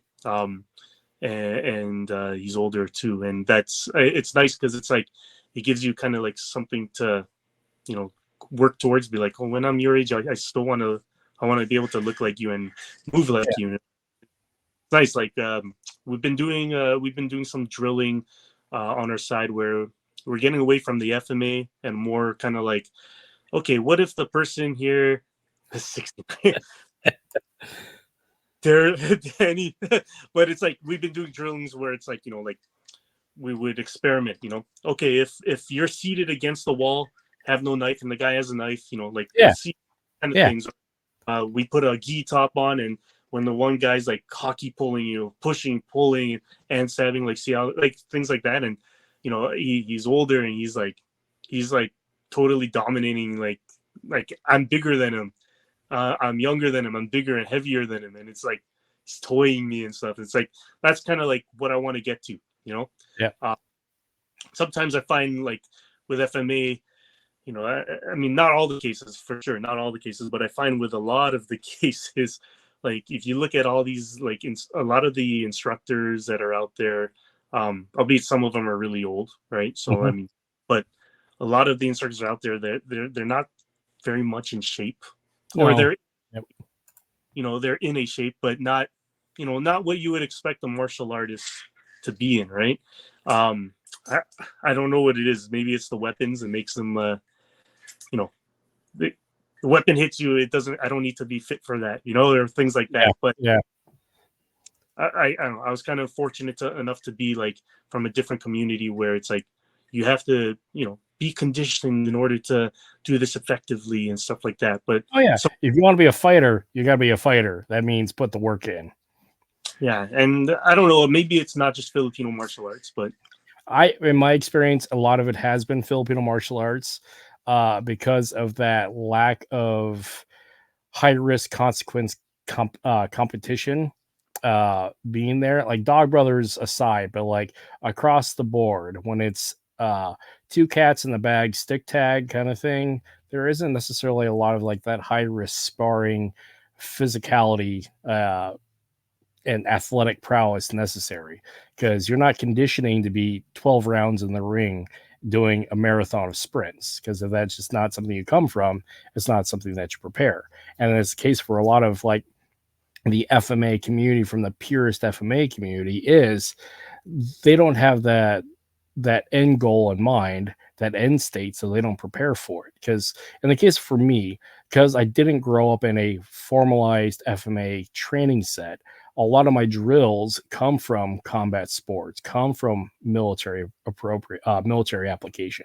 So we do a lot. I've done a lot of scenario training, experimental stuff, thought experiments of saying like, how do you win in this situation? Because it's really concept and principle based, leading to an outcome. And the technique isn't really what matters. It's how do you apply in this principle and win the engagement. But we throw a wide variety of different scenarios at you and see how do you manage and make it through. No, I tell you, it's the I tell you, it's because the the Filipino food is too good. I mean, I love me some lumpia, so I mean. Wait, lumpia is like the healthier, like you're talking like the fresh lumpia. Yeah, that's like a Filipino healthy taco. yeah, that's that's like, true. That's the healthiest. Okay, lechon then. Lechon.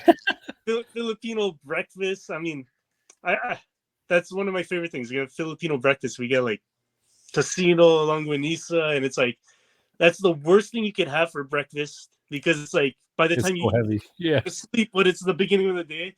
No, it's like no, that Filipino food is killer like that. But yeah, no, I mean, I find it weird that a lot of the Filipino instructors, they just don't, they're an unassuming type looking, and maybe they could go the distance and they could throw, but when you talk about like, you look at like WEKAF, these guys could go like their cardio in their arm is probably like crazy, because it's just like pop pop pop pop for like I don't know rounds. I don't know how it works or how long they go for, but it's like that would tire someone out. So they gotta be fit, but you gotta be fit to a point. But I mean, there's a difference between fighting fitness and activity. Because as you're conditioning for a fight, I mean, the way you win a fight is through cardio. So I mean, it's a different perspective. So and then it's like it's like there's the cardio, so the physical aspect, right? That's important. But then like the mental, like you ever like I'm probably not recently, but like you remember when you first started going full contact, and it's like even though it's only just like 2 minutes or 3 minutes, but like you Yeah, would, it's like, yeah, just I mean, you're not physically, you physically didn't do like a marathon of like that, but just because like in your head, like it was, you're nervous or you're still, and it's like you gas out within like 1 minute, mhm. right? But really, like you could sprint up a hill for more than a minute. You know what I mean? So it's It's like, that adrenal dump. You don't know how to regulate that adrenaline. yes, and like that is a big reason why all our guys spar so often, is because like that with adrenal dump, that's the one that's like, that's the killer. You know, you can be like the biggest fit guy, muscular guy type thing, but it's like if you crash out in your head, like Mhm. with like, then you'll, and you know, that's the only thing, psychological pressure, yeah. And one of the tactics that I tell our guys when we're sparring is I will say, act as if, Mhm. right? So I'll be like, um, when you're sparring, even if you're tired, don't show it, right? Mhm. Because even though you're wearing a mask, you can see through the mask a little bit. You see this, you see Yep. this, slow. No, you act as if you're not tired, and then even after the spar, you know, Mhm. walk with your chin in the air, be like a cocky bastard. You know, take off your mask, walk, and like don't even show your mouth is open. Be Um, first, be last mentality. Be the first to hit, be the last. Yeah. and the reason is like the reason it's like, I always say, like, the more you start telling yourself this kind of thing, you know, oh, I'm tired, but don't show the other guy I'm tired, or don't act as if I could go another 10 rounds. Mhm. You do that, then you start, your body starts believing it. That worked for me, you know. Yep. So every time I spar, like I'll walk around, like after, like I'll saunter off like Vince McMahon. I'll be like, this is easy type thing, you know.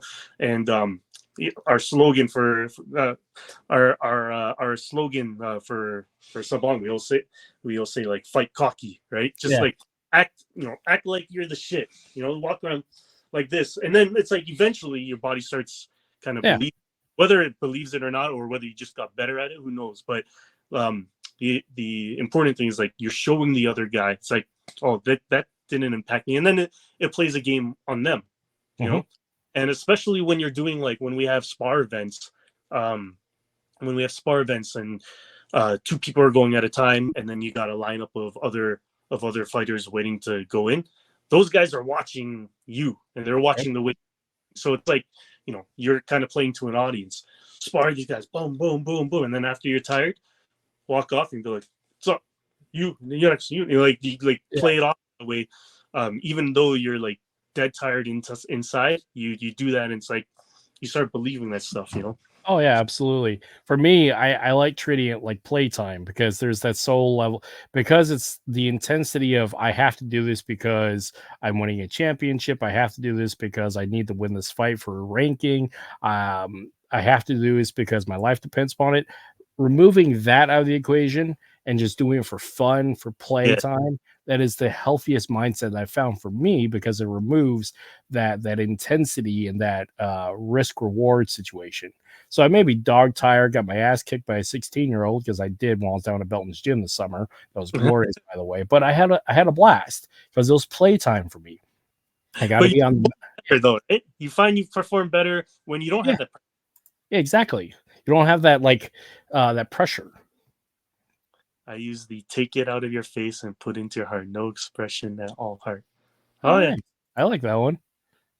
it is like Because, but like, the other very telling thing that I ran into is just, I had this reminder, because working, because I spent a week at Belton's gym before West Coast, and so I put in a lot of work with his fighters, and in the process of getting my ass kicked by a 16-year-old, like in doing rounds, like there was this one of his athletes, Greg, who's the same age as me, but he's like, no old man talk. And it's like, okay, I got you. I appreciate you. Thank you for that check reminder. But I'm having a great time. So, but it's that removing that intensity and that criticism from yourself, and like uh you have to do this because your life on the line, removing that out of the equation and just having a healthier mindset, you end up with longevity, you end up with fun, you end up with love. And that ends up being a longer sustainable approach to martial arts rather than that competitive window where you professionally are capable and have to do it because you're either a professional athlete or you're professional in the aspect of your operational for military and law enforcement. That approach is exactly what Filipino martial arts Kali is to me. Meaning, like, I mean, so so for us, we do a lot. We're heavy with the flow drills. We do a lot of flow, and when you get people who are like so in their own head, they're like, oh wait, what's next? Oh, and then when they're in their own head, they become like super stiff. And yeah, it takes away from everything, right? Yep. And it's like, exactly kind of what you said. Like when you take the pressure off, you find yourself, you're already doing the right thing. I mean, like times like today, one of our classes today, we're doing a Sabong drill, and he would stop and then he would be like, what am I doing? But then it's like, you look where your hand is. You're already doing it without thinking of it. But once you start thinking, so it's like the more loose you get, the more fluid you get. It's kind of like I always say, Kali's like, it's like a river, right?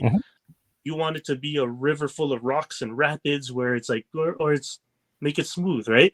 The more volume you get, the more like the more you get out of it, right? But it's that initial kind of like hump that people have to get over, right? Everyone goes through it. For me, it wasn't so much. It was more for double stick. Double stick took me. I was the worst with double stick because I was coming from Muay Thai. Dedicated, single. Go like whoa, whoa, whoa, whoa, and I'm like, that was the one. But once I got over that initial hurdle, and that took me like maybe 3 years of that bad hurdle. Me in 3 years, I was not getting it at all. Yep. And then when that 4th year hit, then it was like, oh shit, it's already there. Like that's the thing, right? So when you take off the pressure, when you take off I guess take off the requirement or the expectation of you thinking, then you start like really opening yourself, and you start like, and that's that's with my students. It's like I really like seeing the ones that were like super freaking stiff when they first started, where it was like Tin Man type shit, and then it's like now they're like, all loosey goosey and like they're flowing, and the more you flow, then you start like seeing things. If your Muay Thai school also trained Krabi Kabang, you would have been fine. Yeah, no, it's that's what I always like when it comes to our colleague guys. Like the hard thing is those stiff students. You're trying to like convince them to say like it gets better. Like don't worry about it. Like you'll get better. You'll pass this hurdle, and then you'll get better before they leave, right? Because like it's too hard type thing. It's but once they pass that hurdle, then they're stuck with you forever because they love it because you're making their brain left right working in their body. But it's like it's just like, there you go. Carenza. Oh yeah, and I love doing the Carenza, and I love seeing our guys do Carenza because everyone has their own kind of like different flow for it, right? No, that Carenza is awesome. Is essential. People. Yep. Just like shadow boxing, it is essential. It's meditative. It is problem solving. It is the internal game. So, and it's that internal art, and I love it, especially now that I am free of like those outside pressures if I have to do this. Carenza is an expression of love. And so like one of the training methodologies that I would do with my students, especially my teenagers, to loosen them up and help break the ice and those get them out of their head, is I would make them dance. I mean, I would spend like, we're going to do 6 rounds. I'm going to throw some hip hop on. You must dance, because it breaks down barriers and gets them into their flow. Plus, then it helps teach rhythm, timing. It keeps things fun. And so what in the overall, it gets their brain and their body moving in a different way. and it then allows me to like get them to do something because I can tie in what they were attempting to do in their dance to their fighting. Yes, Like I'm a it's like yeah, not regular like dancing, like I just throw hip hop on. I used to do is just throw hip hop on and say, go for it. You got 6 rounds, do something with it. I don't care what, but do something with it. And I'm, then, yeah. I if I was just gonna be like, what the, I don't want to dance. What it is, a big part of that is it breaks down that like the perceived pressure and outside judgment because a lot of the fighting, the mental game is that perceived outside judgment. Yeah. So, and one of the ways to break that down is like let's do expression of joy in dance. In my mind, is the purest form of physical expression of joy and love because you're living in your body and expressing outward of anything that you can. So, just like Carenza, just like shadowboxing, dance is a meditative process to break down barriers and to problem solve your own movement. That external pressure that you were just talking about, that's probably why it's like that Miyagi kind of thing works because there's not that many people. Like if you don't get the pressure of like a big crowd around you. Yep. And I see where you're coming from in that with that now. And actually, you know what? I never thought of that. Again, when people talk about like when I was mentioning before how like people were very intimidated, Art Collie, I never thought about like that kind of intimidation where it's like they don't want to look dumb in front of people. Yeah. Especially when you got teenage boys and teenage girls. Oh man, that's a whole different level of like outside pressure of looking dumb. Especially if you don't understand it when you first. That's the beginning part of teaching Kali is the hardest part, just because it's like they don't understand what it's going to lead to, right? So it's like you can have them doing like just say 1 and 2, right? But then, you know why am I doing this? But then, you know, once they start, if you keep them long enough, interest where they could see like they got better, you know, they could see the progression in themselves, then you're golden. But it's always that time like in the beginning where it's like they don't know what it's supposed to be or what it's supposed to turn into. Then that's the time where you could risk losing them, and then like that's it. I think Coach Danny messaged something. Do you change your leads with Muay Thai or stay one lead? We changed.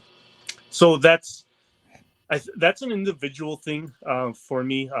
So again, when I started Muay Thai, the reason I like Muay Thai is because I have a dumb bad personality of like staying in my lane, like where it's like I like to. I'm not flexible, you know, like I'm not flexible in terms of or adaptable, like in terms of my brain. Straightforward. So it's like I stayed in this orthodox, and I'll stay in this orthodox, and like, you know, this is my right, this is my, you know, stuff like this. Like that's why Muay Thai worked for me, right? So, no, I always stayed in orthodox. I still stay in orthodox too. Then when I went to Kali, that's when it was like, you know, not mind blowing, mind like shattered, because I was like, what the hell? This is so hard. You know, like first year, I mean, we do our orthodox and at our place is southpaw for boxing, right? That alone is already something hard to do for me. And then throw in double stick, that was ridiculous. And then throw in spare daga, you know, that was dumb. Like that was just like, what the hell? But yeah, no, like it's funny. I'll be flexible with Kali. But maybe it's because I was doing it a while. But like, I'll be flexible with Kali mindset. But with Muay Thai, it's like, it's hard to be flexible for me. Like it's just, you know, I'm not good at that. I'm not good at that yet. Got to treat the first couple classes like a seminar. When teaching, show the mechanics and explain briefly some of the ranges. Yes, but the hard thing is like I have the rest of the class. Like it's like we'll have like 18 to 20 people in our Saturday classes, just say. So we'll have all these people, and then we'll get like 2 new ones or 1 new one, 2 new ones, or a harder when it's 3, like when it's odd number. But it's like it's like I want to cater to the new people to, like, you know, really bring them in, but we got the regulars who need that attention as well, like, because that's what they come for, is that attention and attention. That's another thing. It's like with those guys who help me run the program, they help me run the classes as well, right? So like Sometimes I might stick them on a new person to help them bring it in. Sometimes I'll switch them up, and then that in itself is another touchy subject, because me, when I started learning, as I wanted to learn. I wanted, like, I was very doing it all the time, and I wanted to progress some more advanced techniques. But then the nature of the class at that time, we kept on getting brand new people. So the coach stick me with the new people, which pissed me off, because then I'm like, okay, well, I'm not learning anything, right? So You that's got the to thing. start all over again. Yeah. Well, like I'm not learning new. I'm learning old. Like, I have to teach this guy how to do it, and to me, that wasn't fair. So that's why, like, whenever we have new people, I have to try to keep that in mind, that I'm not sticking our advanced people with them just for the sake of that new person. Yep. Yep. It's a lot of nuances when it comes to crap like that. Yeah, and this is where, like, breaking the ice. This is where foam noodle fights work really well, especially with kids, because it helps, like, allow them to play. Really, for me, it's give them the freedom to play, because as children we played with sticks in the woods, taking their swords and making that reconnection as older teenagers and as adults, finding that play aspect. People already can do this stuff. People can already do the movement. It's already there. It's just making that mental connection and contextualizing it is the hard part. So by playing, that helps build that bridge back together. And also, again, it breaks down barriers, those emotional, psychological barriers. And again, going back to play, this is why I would often do flow drills and and fights with rubber chickens, because it's playful. You are allowed to adapt and actually experiment and try to do things, because you want to get that squawk in, because it's fun. You're more willing to experiment and take risks rather than contextualizing, this is a knife, it's scary. By taking the play, you can adapt and be creative that way. How many rubber chickens you got? Dude, at the height of the gym, I had a foot locker, so like a 3 by 2 by 3 foot deep foot locker. So I had several hundred of them at the height of it. Yeah, I'm still finding these things everywhere.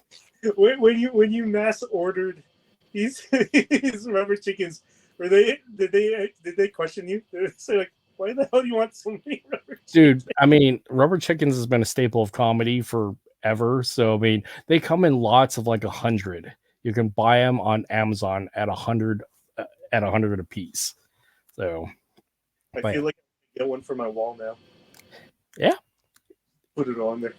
Definitely. But seriously, playfulness like that creates an opportunity to be creative and adaptive and remove a lot of those emotional barriers. So as crazy and as silly as it is, there's a reason why buy it. So I think you'll find, like, when they're having fun like that, they'll start using their instinct, and they'll, like, you notice it's like, oh, they know this, or they already know how to do this, just not curriculum wise. Sorry, I saw something there. So Royce was saying about senior student. Yeah. That's the kind of balance I strive for. It's never perfect, but that's what I think that I agree. You should be doing that. We start kids with noodles.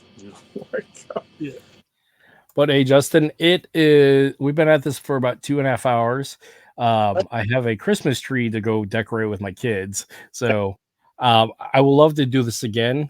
It's been great getting to know you and talking with you here, because this is really what a podcast gives me the excuse to do, is talk with cool people about interesting stuff. So I'm glad to have this conversation and the gift of your time. So do you have any closing thoughts or anything else you want to share out? I'll throw up your social links here. Oh yeah. So you could visit us on Instagram, Sabong Kali. Or we also have a YouTube channel, and on that YouTube channel, we record the main class, but the entire lessons of each class, so they're all labeled. So if you want to check out the YouTube link, you can see, like, what lessons we're doing, and the instructions on each. We also have a TikTok that we have out there. We're on Facebook. Instagram's the big one. We have an event coming up, a spar event on December 17th. Between 2 to 6 o'clock at Combat Arts in Mississauga. So that's again, it's a similar. It's what we do. We do duellos every year, twice a year. So this is what we call our spar event is a duello, and again, we have HEMA people coming. We have HEMA people. We got HAMA people. We got um, some Apollo's people, some of the FEC people. We got different random people coming in. So um, it's a very open event and open environment. So December 17th, come to that. Check out the Instagram page, follow it, and we're constantly putting new content every day. Awesome. Well, thank you. And thanks everybody for hanging out with us. Feel free to do all the social stuff. And yeah, we'll catch you next time. I'm going to drop you down, do our outro. And yeah, sweet. All right. Nice seeing you. Thank you, man. Appreciate you. All right, everybody. Let's close this out. You know, it's the deal. Have a wonderful